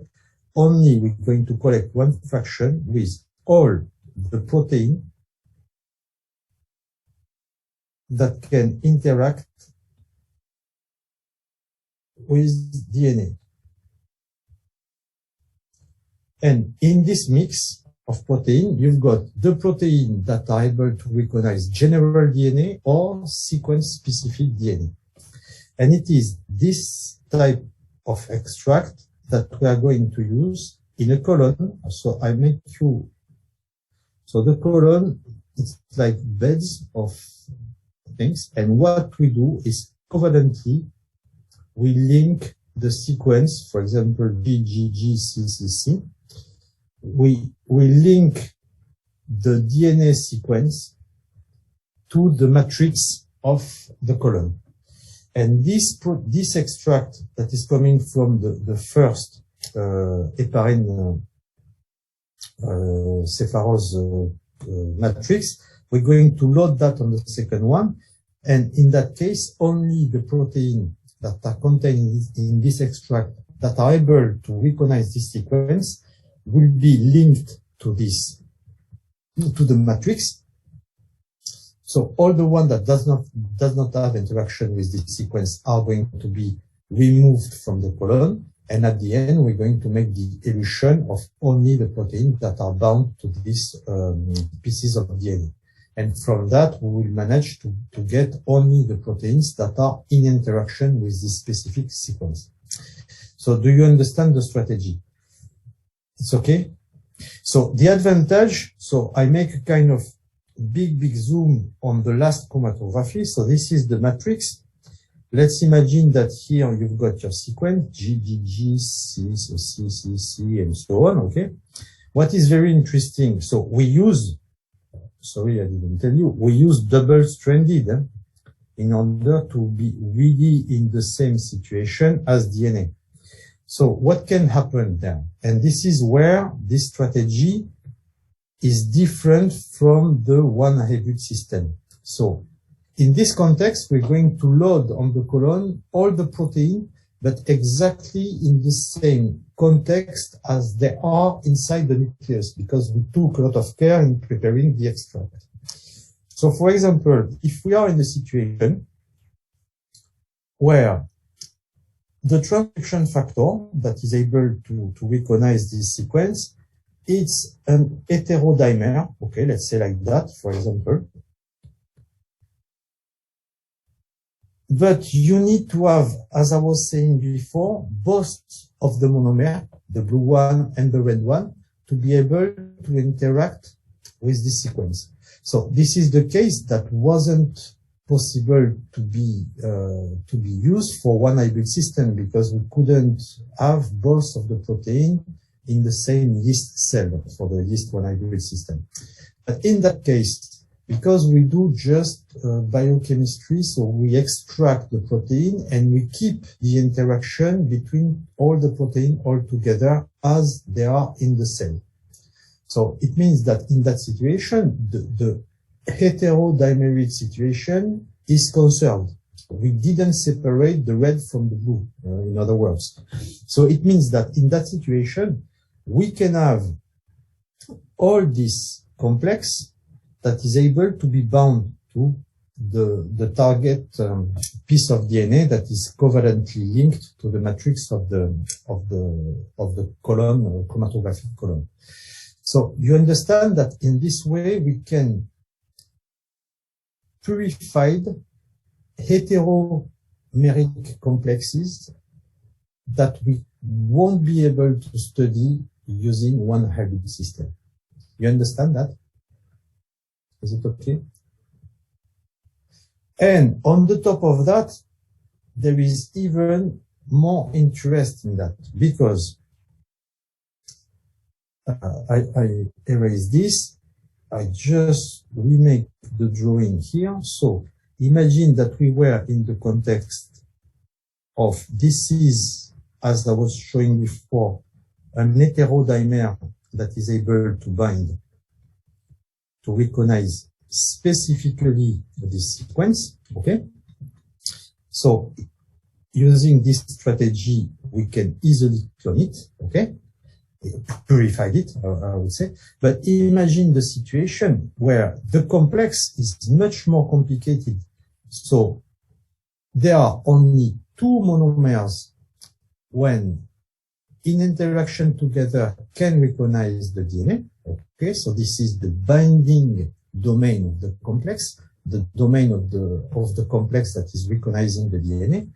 But you saw that in plenty of examples that there are so many proteins in interaction, so we can have another one in the complex, let's say a green one,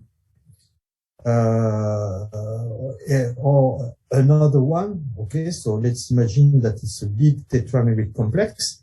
But in that situation, if you look this completely artificial example, we have an heterotetrameric complex in which only 2 of the 4 partners are able to recognize the DNA, and 2 other, the green and the black one, they are never in contact with DNA, but they are part of the complex. Okay, so this is the general complex that is bound to the DNA, but only 2 of the monomeric units recognize DNA. But using this biochemical approach, which is basically purification based on DNA affinity, you will manage to purify the whole complex. And that's very interesting because at the same time, you are going to purify the partner that are in direct interaction with your target, and at the same time, other proteic partners that were in interaction with the one that are directly recognizing the DNA. You see what I mean? So it means that with this strategy, you are able to purify the whole complex, and this complex, you are able also to purify part of the complex that are never in direct interaction with DNA, like the green and the blue one. Okay, and from that, once you manage to purify this complex, the following step are pure biochemical analysis. So it means, what can you do with this? You can use SDS page gel separation of protein to see using beta-mercaptoethanol and so on to see if there is disulfide bonds and so on and so on. I mean, you can do a proper biochemical analysis of the complex. You can count the number of subunits. You can sequence the subunit. So when you sequence the subunit, as it was said before, you can then get the CDNA. So you see the difference between I go back to the slides. So this strategy is very powerful. It's quite long. The advantage of the purification, of this type of purification, is that, as we just said, we can purify heteromultimeric transcription factor complexes. That's very, very important. And you have to keep in mind that it's maybe the most common form of transcription factor. They are very, very often engaged in multimeric complexes.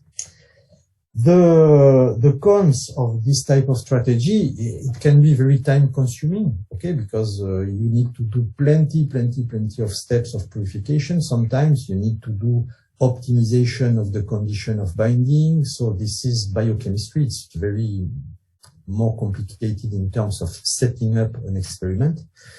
And what can be complex, but nowadays it's easier and easier, is you don't have to forget that at the end, what you have purified, you need to sequence it in order to identify the cDNA of the transcription factor. So you see that from this summary of the pros and the cons, this approach is completely complementary to the one that we saw before, which is the yeast-1 hybrid system. The pros are different and the cons are different in both of the strategy.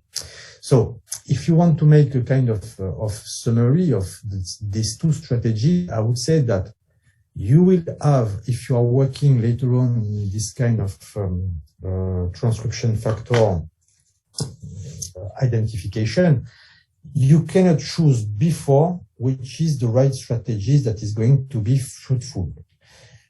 You need to know a lot of things about the complex formation in the promoter that you are studying.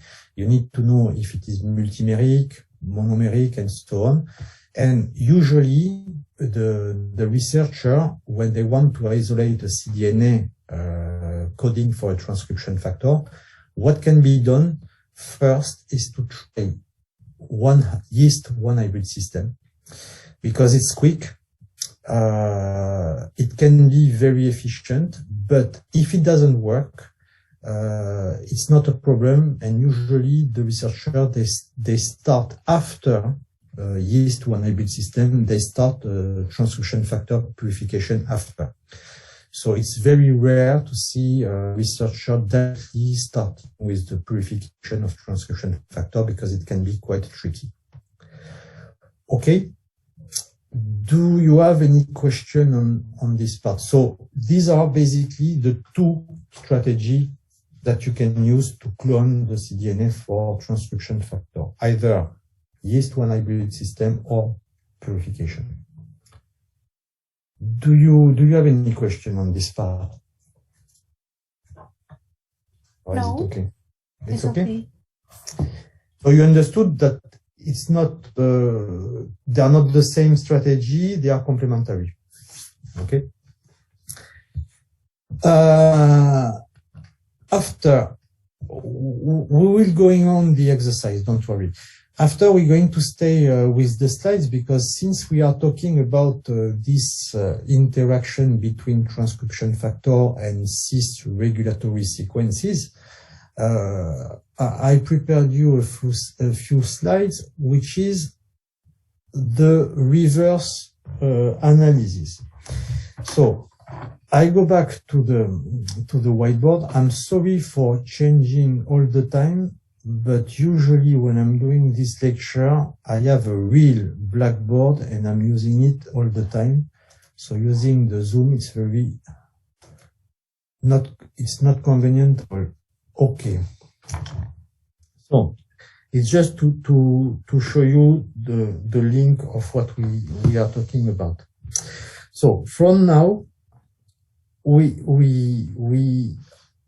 did this, we did all the analysis in this way. We know we identify the cis element in the promoter, and what we just saw now is we can clone the transcription factor. Okay, so in other words, we started from the regulatory sequence contained in the promoter, and we used this regulatory sequence in order to clone the cDNA, or to purify the complex, to clone the cDNA of the transcription factor that can recognize this cis element. So this is very, very common strategy. There are also the other strategy that you need to know is sometimes you are studying a transcription factor because it's one of your target gene. Okay, so your interest is one specific transcription factor that has been characterized in one situation. And the question that you ask yourself is, what are the target gene? You understand? The question is, you have one transcription factor, which genes this transcription factor can recognize? And it's the first step in order to make network of gene regulation, because you can have one transcription factor that is able independently to activate gene 1, gene 2, gene 3. And what you want to know, you know the transcription factor, it's okay, but what are the genes that are going to be regulated by this transcription factor? Okay? So I prepared a few slides just to show you the strategy. and it's a general strategy, so I cannot give you more detail because it's very general. So the idea, you know the transcription factor, and the question is which gene is going to recognize. So we are going to look for DNA binding. So we have, so you all remember of the method of electromobility shift assay. Is the one that we used in order to understand what was the interaction between the proteins and the DNA. So this little, so if you see the mouse, I'm going to put the red. If you look this electroradiography, it's a typical gel shift assay, EMSA.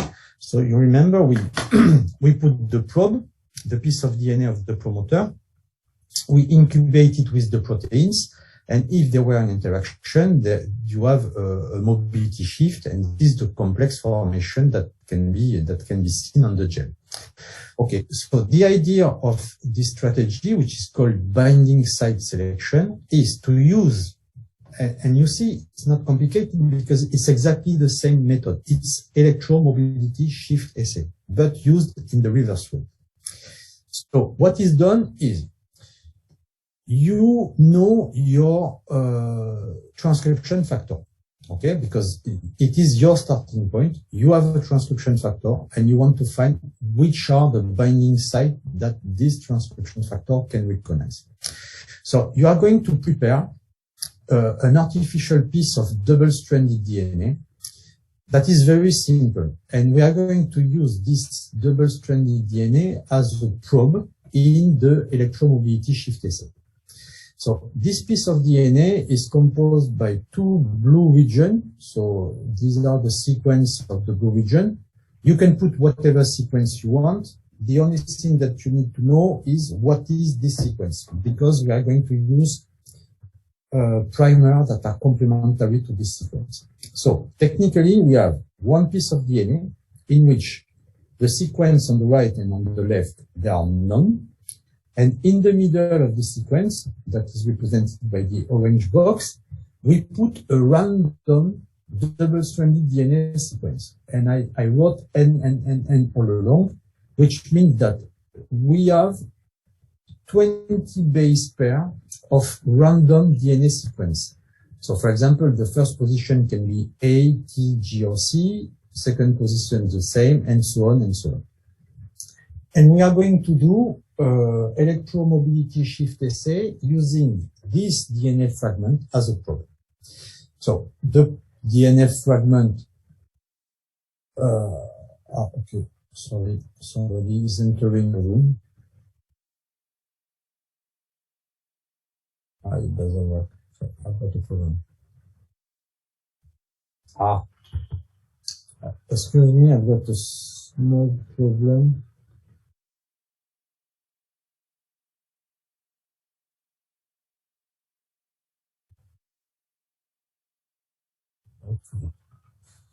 Because one student is coming in the room, I don't know. So we're going to use, sorry, I start again. This fragment with a random sequence in the middle, we're going to use it as a probe for electromobility shift assay experiment. So the random probe is drawn here with the little black box. The little black box is the random sequence. And the way I draw this drawing is in the middle, this random sequence can be any sequence possible, completely in a random fashion. So I just try to highlight 3 different types of sequence. So there is the orange one, which is a specific sequence, a red one, which is another one, and the blue one is the sequence that has been put here that is recognized by the protein that is giving rise to your complex. So if you start with this as a probe, it means that the probe is composed by a mix of different sequences. So you can note the probe in one lane, okay, same size, but different sequences. Then you put the same mix of sequence that are the probe, you incubate it with the protein. You will have some sequence of the probe that will be able to interact with the protein, but others, because this is not the right sequence, won't be able to interact with the protein. But nevertheless, what you are seeing in the gel shift experiment, so the band that have a reduced mobility, this band corresponds to a situation in which the transcription factor that you are studying has recognized a piece of DNA, because it's only the DNA that is radioactively labeled. Okay? So what is done? The concept is this one. You put a mix of probe, you add the protein that you are working on, you collect only the protein that has linked to the piece of DNA in interaction, so the complex, and you collect the DNA that is inside this band. From this, you can do several successive rounds of purification.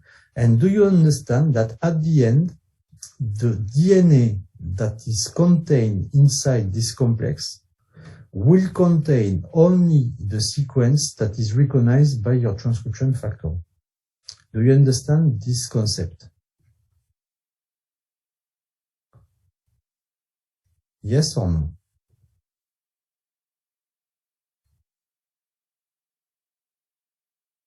Or what do you understand if you don't understand?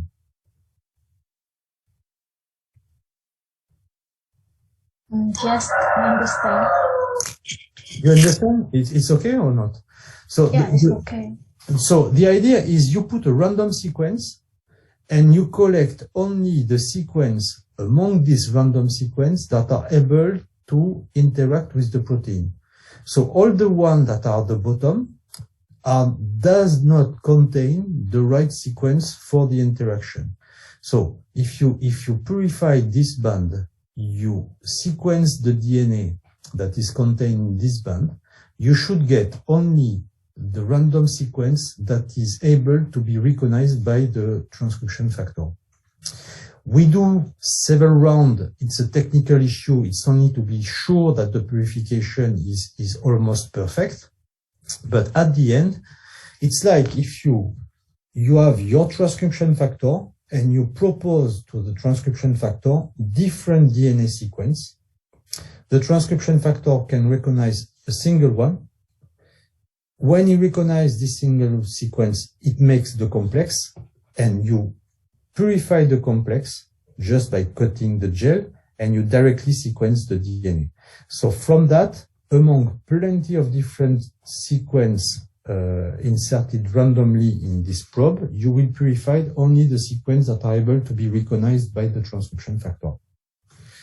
And so this is why it's called binding site selection. You understand the idea. So you propose random binding site and you select only the binding site that are recognized by the transcription factor.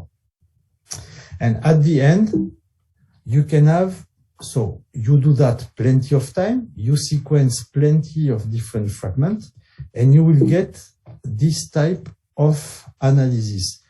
Did you ever see this type of representation with nucleotide like that? Okay. So once you clone all the fragments, at the end, you don't have a perfect consensus sequence. You have the sequence preferences of the transcription factor. So it's usually represented like that, and it shows you the percentage of occurrence of every single base at the binding site. So it is like that. For example, so it's coming from that. We made several rounds of purification, and at the end we have this consensus sequence. And how can we analyze this? It means that your transcription factor is able to recognize this is the consensus sequence of the recognition site. And you have to read it in this way. It means that the first position, so I tell you randomly, it's in, let's say, 60% of the case, it's an A, 30% of the case it's a C, and sometimes it's a T. Second position, the same. For example, the fourth position of this site is mainly all the time a G. There, not the last one, but before the last one, it's almost all the time a C, and the last position is almost all the time a A. So you have the consensus sequence of the binding site recognized by your transcription factor. You understand the strategy? So in that case, it's very interesting because you start from the transcription factor. So this is what I was telling you. And you want to know which are the target genes. So from that, you do this binding site selection. So you manage to have the consensus recognition site of your transcription factor. And the next steps would be which genes contain in their promoter such a sequence. And from that, you can expect that all the genes that contain this cis regulatory element in their promoter region may be under the control of the transcription factor that you use at the beginning. But you have to take this result with extreme care. You see this sequence. If you count the base, it's 2, 4, 6, it's 8 base. Okay? So you have to keep in mind that finding 8 base sequence on a genome, you will find it almost everywhere. Okay? This is the problem.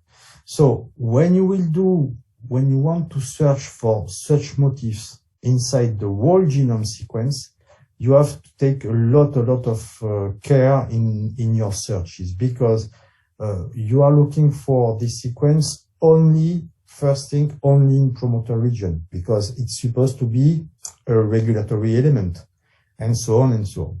So it's quite difficult to find only using this consensus sequence all the genes that are under the control of this transcription factor. But it works very, very well. Okay. Nevertheless, at the end, when you did this kind of approach, which is finding the binding site of your transcription factor, in all the cases, you need to confirm this finding. And to validate this finding, you need to do it in vivo, okay? To be sure that your transcription factor is really able to recognize this sequence. And this can be done using, and here we see again, the yeast-1 hybrid system. You can use it as a validation tool. Do you understand how can you use it as a validation tool? You understand? It's okay? So, for example, you have one transcription factor, you do binding site selection, and your conclusion, it is this consensus sequence. After, to validate this finding with yeast-1 hybrid system, what you have to do is to take this consensus sequence, the one that you found, you clone it in tandem in the reporter plasmid of the yeast-1 hybrid system. Okay? The transcription factor that you use to find this consensus, you clone it in the effector plasmid of the yeast-1 hybrid system. And if they really recognized in vivo, so your transcription factor binds to this sequence, you will have the transcription of the reporter gene inside the yeast, and the yeast will grow on a minimal medium. You understand the idea of validation? It's okay? Yes. Okay. But I don't want, but think about one thing is we are starting back using one hybrid system with all the pros and the cons. So you have to take care also. The other way to validate the binding and the validation of the interaction of one transcription factor to one cis regulatory element, and to prove its functionality is to do what we call the transient co-expression in the homologous system. And for that, I took back, so I don't know if you remember, maybe, okay, I will change the PowerPoint document. Just want to, okay. I just changed the PowerPoint. Okay.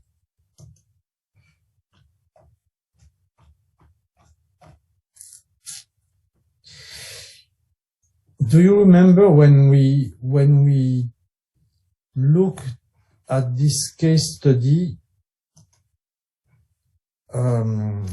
when we did the analysis of the promoter of this gene that was specifically expressed in the vascular tissue of the plant?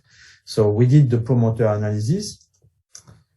Okay, and at the end we found this regulatory element that was necessary and sufficient for driving the activity. You remember that? Then from that, we did all the EMSA experiment, and I showed you that there was protein DNA complex that was formed in this regulatory element. Okay, perfect. So this is a little bit the same thing that we saw in the exercise with the growth hormone and the promoter. So from that, there are no slides on that, but the cDNA coding from one of the transcription factor has been cloned. Okay, so at that steps, we know the target gene was this CCR gene, okay, the gene that in its promoter contained this motif. So we know the target gene, and we know the regulatory region of this gene, which is just written down there. And we know that in this region, there are proteins that are able to bind to this region. And the cDNA of this transcription factor have been cloned and sequenced. And the next step was to do in vivo transactivation assay.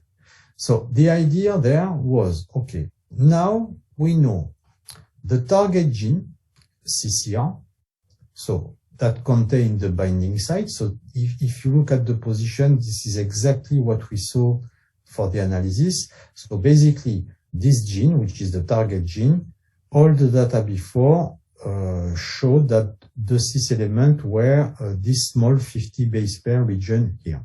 So this is the reporter construct. What do we do for this reporter construct? You clone the promoter of the target gene in front of a reporter gene. Okay, from that there is no problem. So we are now in a situation where if we, in transgenic plant or in transient expression, because it's a plant gene, if we bring the transcription factor and if we overexpress it, we should activate the transcription of the reporter gene. Okay, so if we overexpress the transcription factor, we should overexpress the reporter gene. So the reporter construct are done to monitor the reporter activity, and then we have effector construct. So effector construct, we are going just to look at the first lane here, what it is. So from CRMV35S, it's a constitutive promoter. Okay, so we have a promoter that is going to transcribe constitutively the transcription factor. And the transcription factor is R2, R3 plus C-terminus. So this is the full length transcription factor. You take cells, and so plant cells, plant protoplast to be precise, and if you transfect the reporter construct plus the effector construct, you will be able to monitor if the activity of the transcription factor is able to activate transcription or not. You understand the strategy? So it's a little bit like in the yeast one hybrid system, but with completely normal sequences. So you have a reporter construct that contains the target promoter. You've got an effector construct that overexpressed constitutively the transcription factor, and you transfect the cell with these two constructs, and you check for the reporter gene activity. So we are going to compare, well, it's not a problem, we can compare the gray bars in this graph. So there is the control. The control, it's written PGR1, so it's the name of the plasmid, it's not a problem. And the positive test, which is when we overexpress the transcription factor. In that case, the transcription factor, it's a MIB type transcription factor. It's called MIB2. Okay. The control, what it is? It's an effector, so an effector plasmid, so a constitutive promoter, but no coding sequence after. So in the control, we only introduce the reporter, but the effector does not produce any transcription factor. In the EGMIB2 plus test, we overexpress the full-length transcription factor inside the same cell where there is the reporter gene present. And what you see is that you start without any transcription factor. So this is a relative activity. It's the unit is percentage, so it's not a standard value. So we have to consider the negative control, which is at 100%, as the reference, which means no activity, because we don't overexpress the transcription factor in that situation. And if we overexpress with the construct, with the reporter construct, if we overexpress the full-length transcription factor, in that case, we see that from the basal activity of the reporter gene, we increase by 2.5-fold the transcriptional activity of the reporter gene. So that type of result will be, okay, when we overexpress this transcription factor, it can recognize the cis regulatory element present in the reporter construct, and the consequence of this recognition would be the transactivation of the reporter gene. So from that type of experiment, you can say two things. Your transcription factor, in that case this MIB2, is able to recognize this reporter promoter. So this is a good point because we are looking for this. And second result is when this transcription factor recognizes this promoter, it can activate transcription. Okay, so this is the final proof of the transcriptional capacity of a transcription factor to activate transcription. Is it okay for you, this? Yes or no?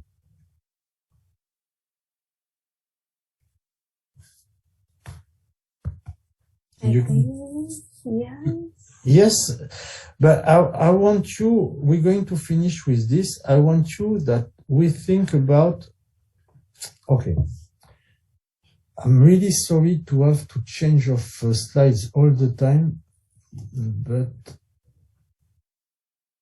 okay, I don't know what I am sharing now.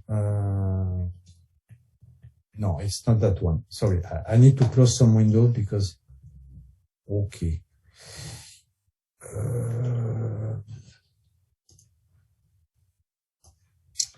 Really sorry.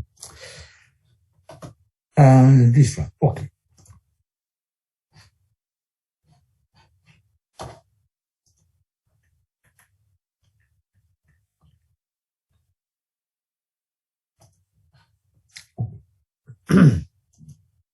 So I just want that I'm going to explain you one thing just for the last two sentences in this. So you have, let's make a summarize. You have a transcription factor. You can find out which site is going to recognize, and using the one hybrid system or what we see the co-expression, we can see if this transcription factor on the top of recognizing that sequence, can activate yes or no the transcription. So what I want to discuss with you is I wrote down two strategies: the one that is based on yeast-1 hybrid system, and the one that is based on the co-expression in homologous system. It means in animals or in plants if you are working on that. So according to you, what is the main problem and the main differences in using these two strategies if you want to really validate an interaction and the consequence in transactivation? What would be the strategy and the problems?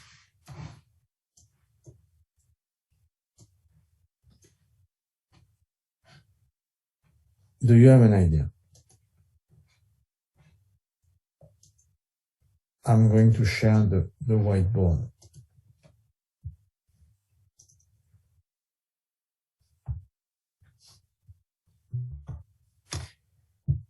You don't have any idea?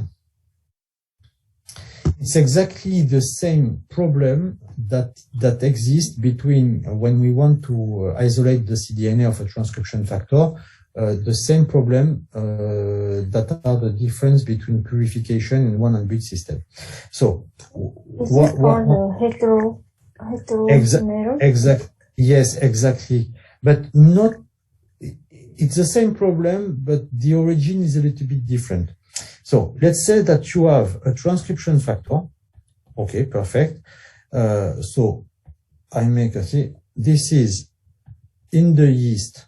Okay, the yeast-1 hybrid. Okay, you know the transcription factor. You know the target. Okay, and you will see if the transcription factor, when you recognize the target, it can activate the reporter gene. Okay, if it works, if this works, it's okay, perfect. You have proven that your transcription factor can really recognize this sequence, and when they are bound together, it can activate transcription alone. So as you said, the problem would be the heterodimer, because if we need to have heterodimer, it's very much more complicated because we can have only one cDNA in one yeast. You understand the problem? If we are using co-expression experiment in homologous system, what is going to happen? So, co-expression. For co-expression, it's more difficult to set up, but it's more powerful, because what do we have? We have the cell, okay? You transform the cell with the reporter construct. So this is the place where your element, your cis element here is, okay? You have, so I will write it in blue. You have another construct that is going to express your transcription factor. Okay, so this is the effector. So from that, you have the protein, which is the transcription factor. Okay. What can happen is that you are trying to prove that this transcription factor can recognize the sequence, and then once the recognition took place, it can start the transcription of the reporter gene. Okay, so this is the point. But imagine the situation in which your transcription factor, the one that you are working on, need to be in interaction with other transcription factor or other protein that are normally present inside the cell. Will it work in the co-expression experiment? So keep in mind that this is the cell from plant if you are working in plant, from animals if you are working in animals. So this is homologous system.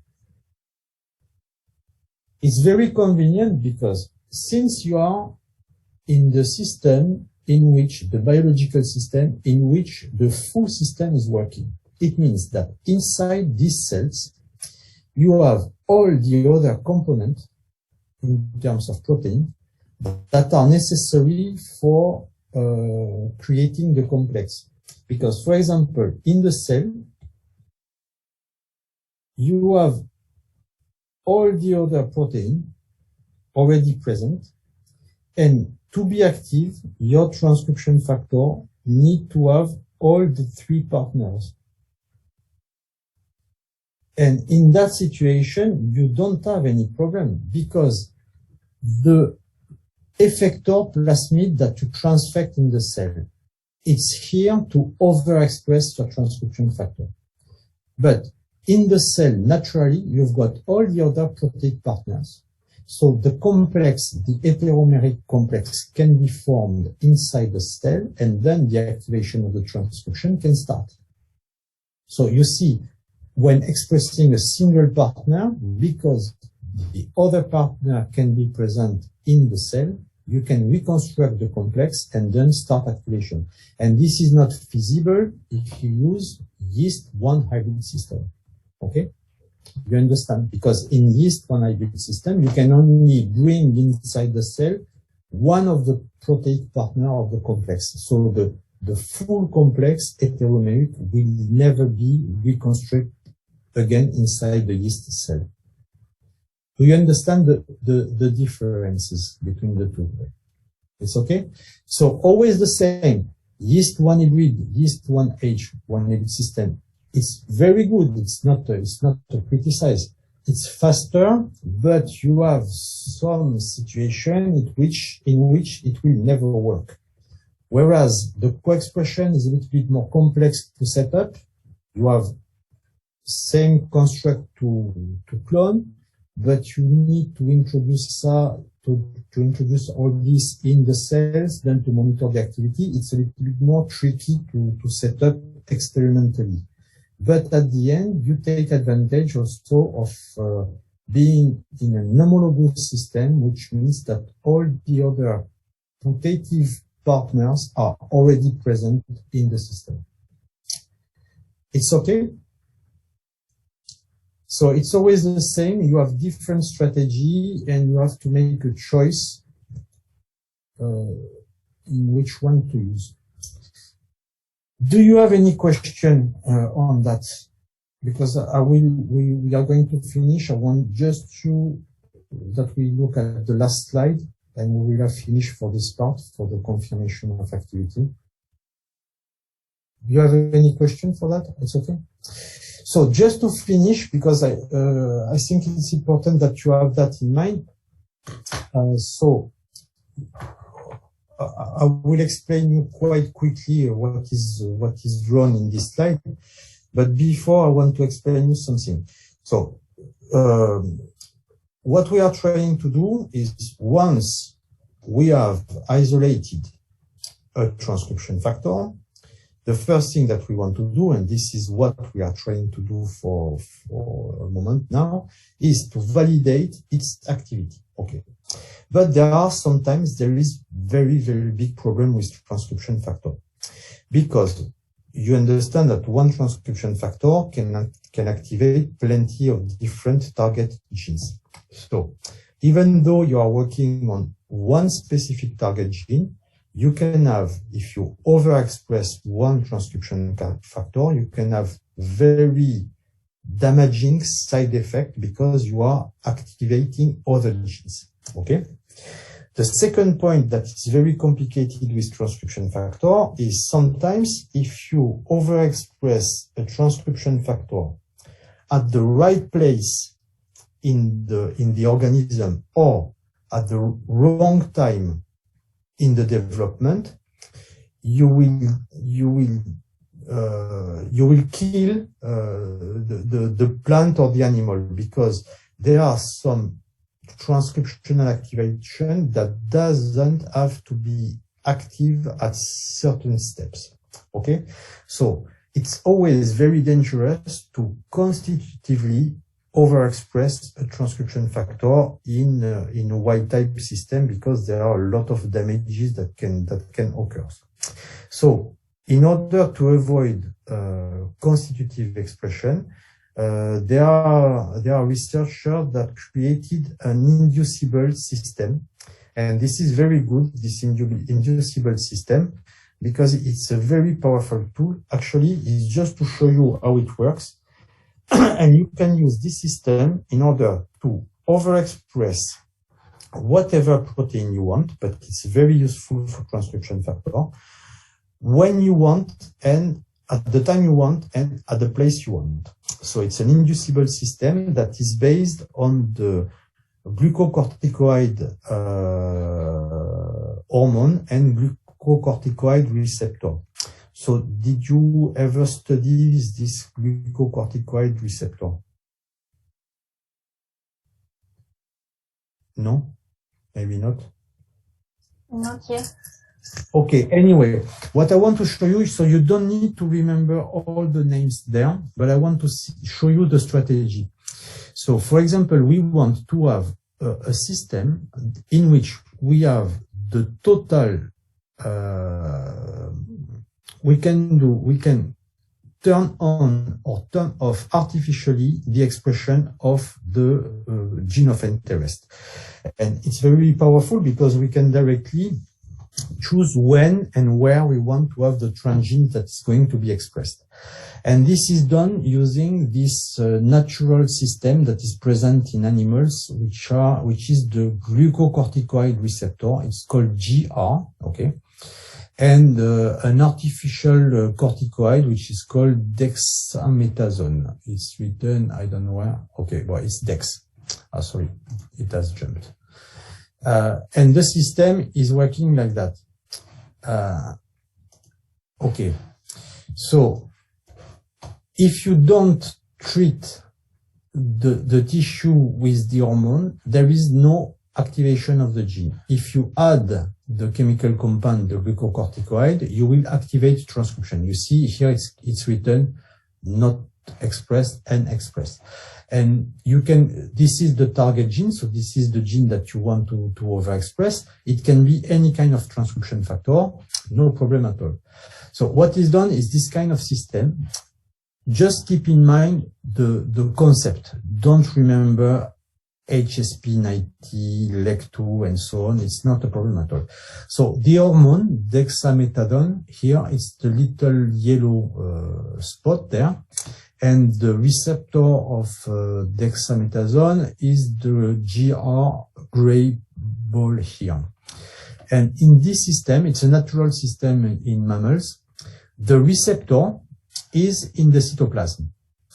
And the receptor is able to migrate from the cytoplasm inside the nucleus if it is bound to the hormone. And once inside the nucleus, it can activate, because it behaves like a transcription factor, it can activate the transcription of the target gene. Okay? So what is done is like that. You have a system where you make a construct in which you will be able to overexpress your transcription factor, but only when you want and where you want in the plant or in the animal tissue. So you transform the organism you are working on with this kind of construct.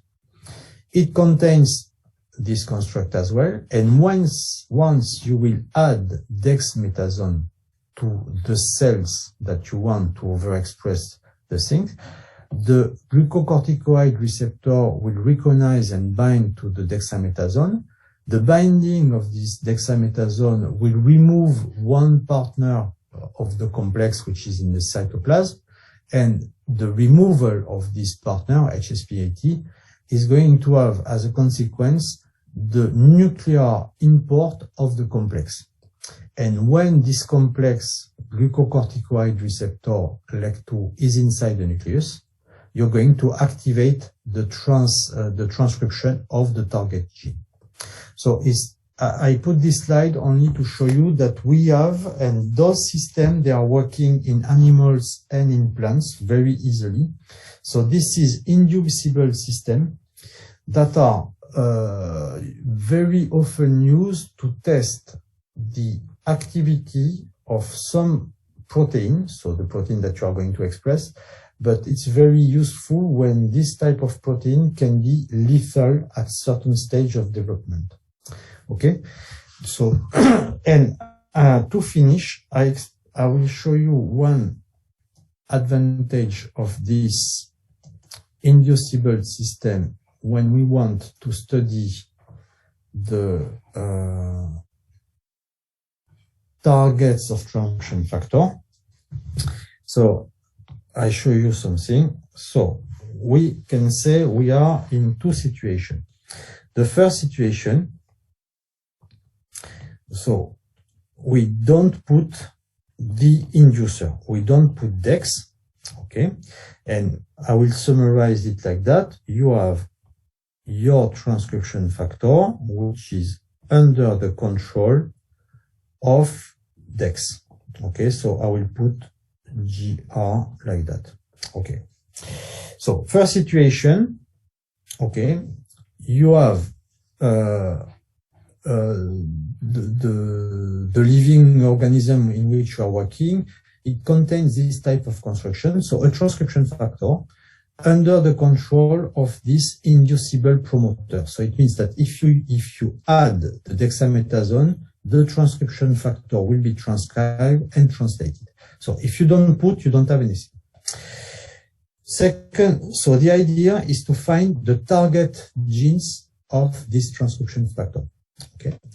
Second step, you do a test where you add the hormone.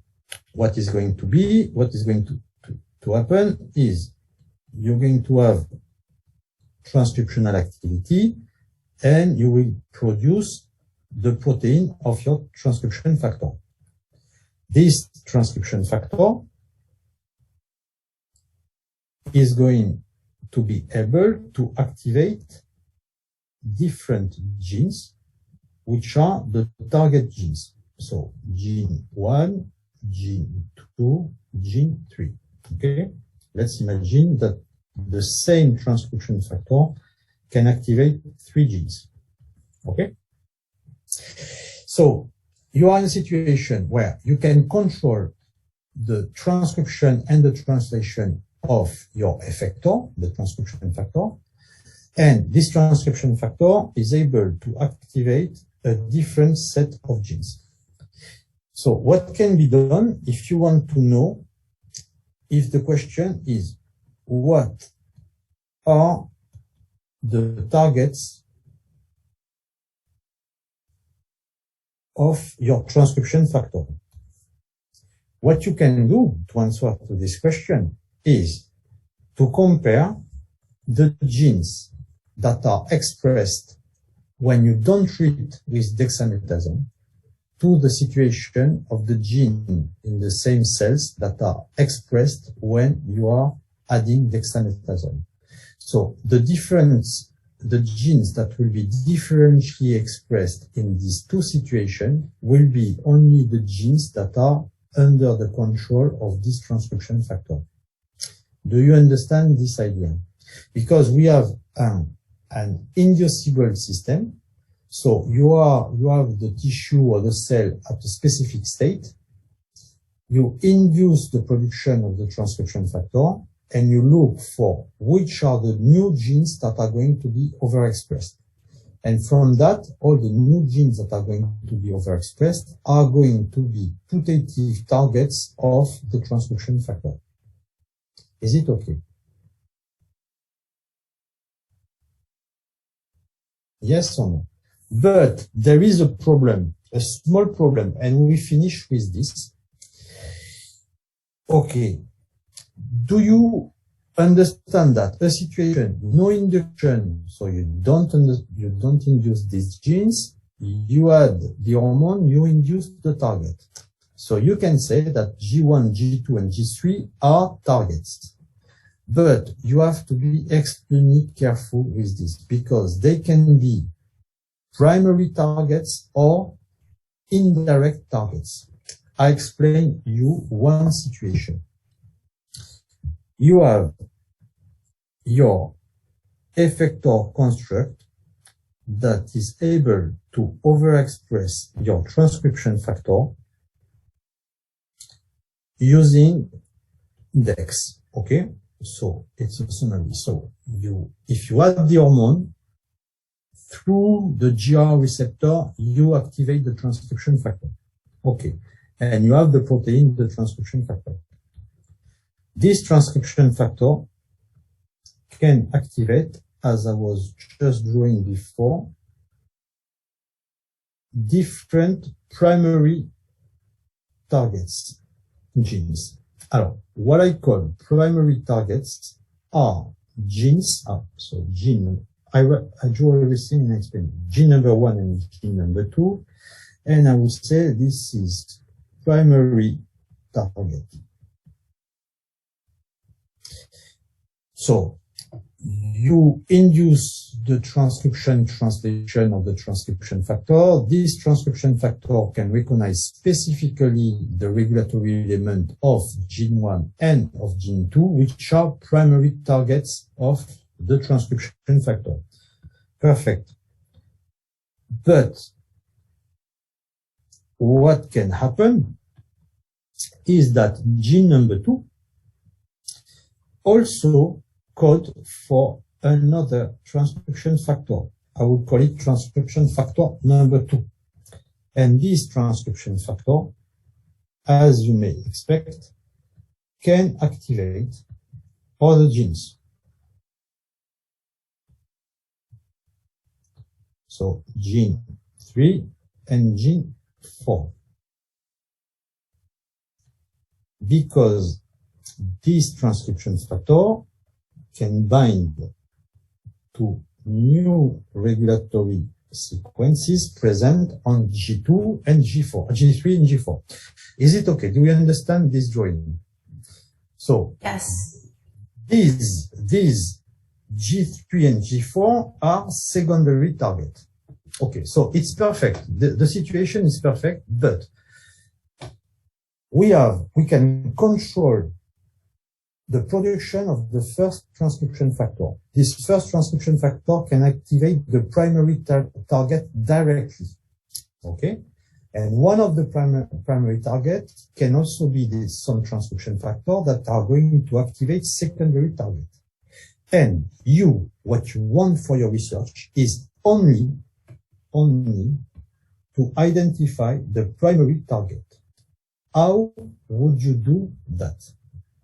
And we will finish the lecture today only with this. Do you have an idea?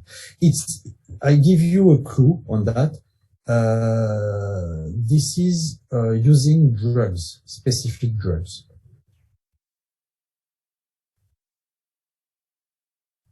Do you have an idea?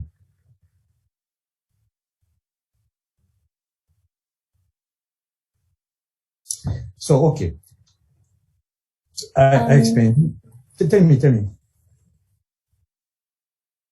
It will be a lot of work, but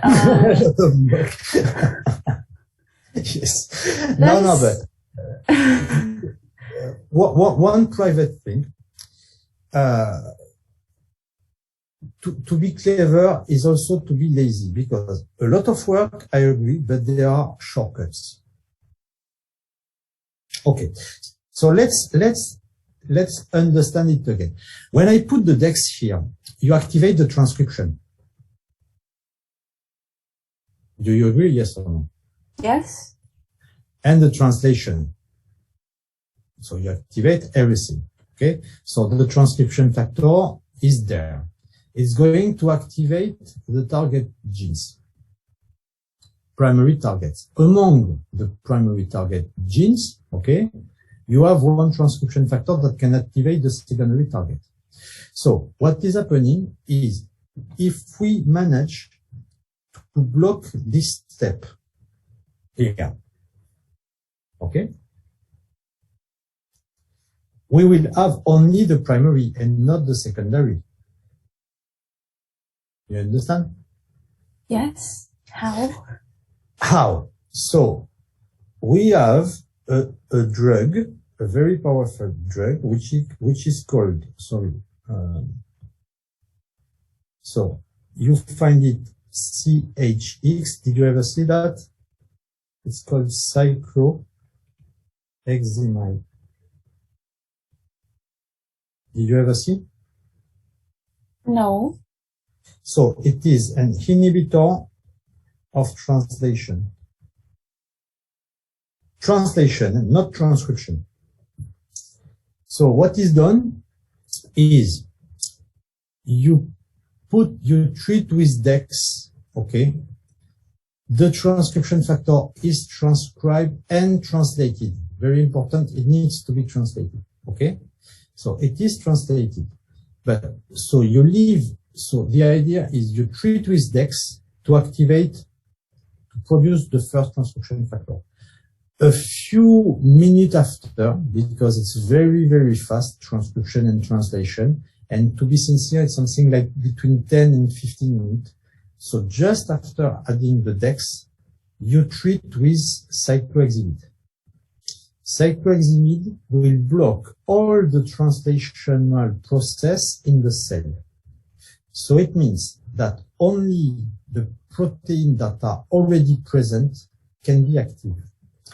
So, because cycloheximide has been applied after the translation of the first transcription factor, this transcription factor can be active to activate the primary target. So there will be transcription of the primary target. So this is how we will identify them. But because of the cycloheximide, the mRNA of the G1 and G2 will never be translated. In other words, the transcription factor number 2 cannot be translated. So you will never activate the secondary targets. Do you understand? Yes. Okay.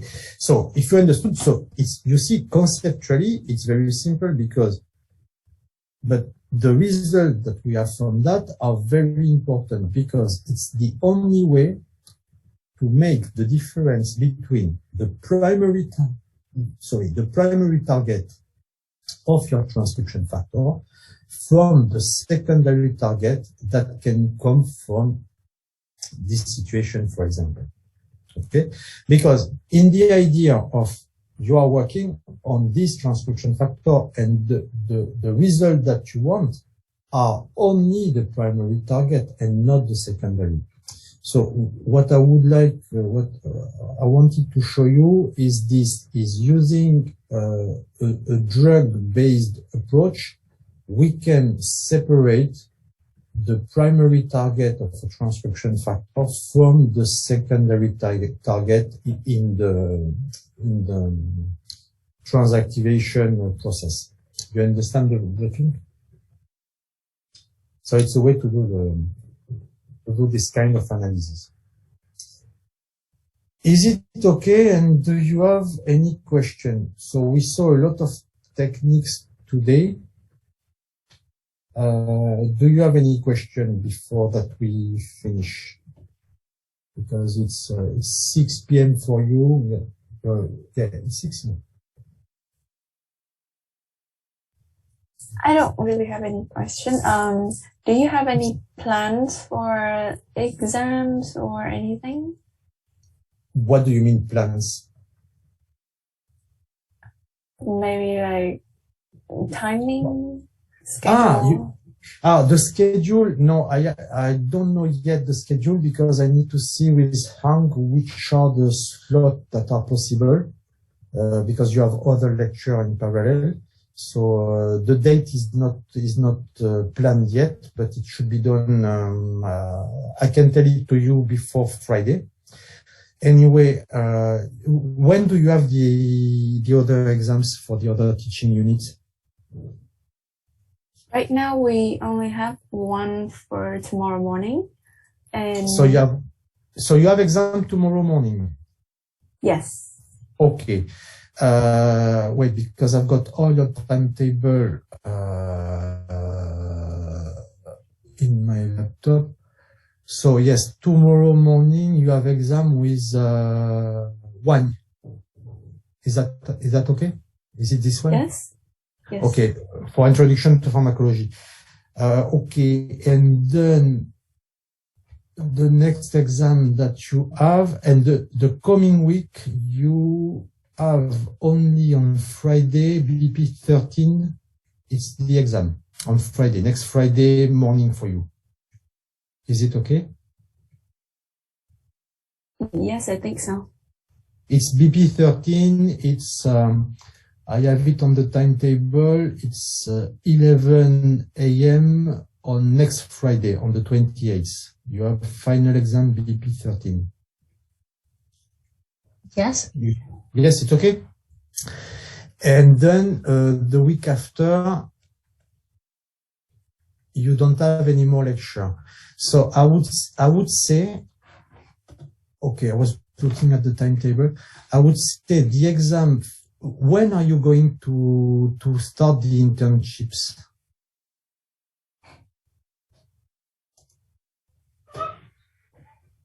Okay. It's No, in okay. April, I think. Yeah, it's okay. So I would say that the exam for BP10, okay, I don't have a precise date, but we can plan it if it's okay for you in the first week of February. Is it okay? Oh, it's Tết holiday in Vietnam. Ah, yeah, it's Tet. Okay, okay. Because this year the Tet is on the 1st. Yes. Okay, first. And you come back on Monday the 7th. Is it right? Yes. Okay, so well, it will be after that, and I will try to find a date in the week where you don't have a lot of lecture. Okay? So let's say starting from the 15th of February, is it okay for you? Or do you want to have it later on? If it's that far, then it can be arranged later. I'm just concerned whether it's gonna be like really, really close and we have to be prepared for it. No, okay, I agree, but listen to me. When will it be for you the more convenient to have the exam? Because I don't have any reason to put you the exam at a moment where you have plenty of other work to do. It's better that you have the time to study, and this is very important. So you would prefer to have the exam in March, something like that? No, or before? no, Before. before. So second half of February or first half of February? First half, because Okay, we okay. go home lecture. Okay, so listen, what I'm going to see with Hank is try to find the date in the first half of February, and we will try to find a date that is convenient for you, not to have a lot of things to do at the same time. Okay? Is that okay like that? Yes. Okay. So let's do like this, and I will tell you before Friday. So tomorrow we start at 3 p.m. for you, but we will have only 2 hours of lecture, so we will finish 1 hour before, because I've got another meeting just after. Tomorrow we are going to finish the part of the exercise, and we're going to see different methods for analyzing gene expression. So we're going to do qPCR, RNA-seq also for genome-wide analysis. And on Friday, we will finish the lecture with everything that is related to post-transcriptional gene silencing. And this is where we're going to finish the model of the central dogma, and I will show you a big drawing when we put together all the things. And if you have time before Friday, on Friday I will keep let's say almost 1 hour. If you want that we come back on specific point of all the lecture that we have all together. So if you have question, I will take time. We can discuss. If you want me to explain you more in detail some points, we can see that on Friday at the end of the lecture. Is it okay? Like that? Yes. Okay, perfect.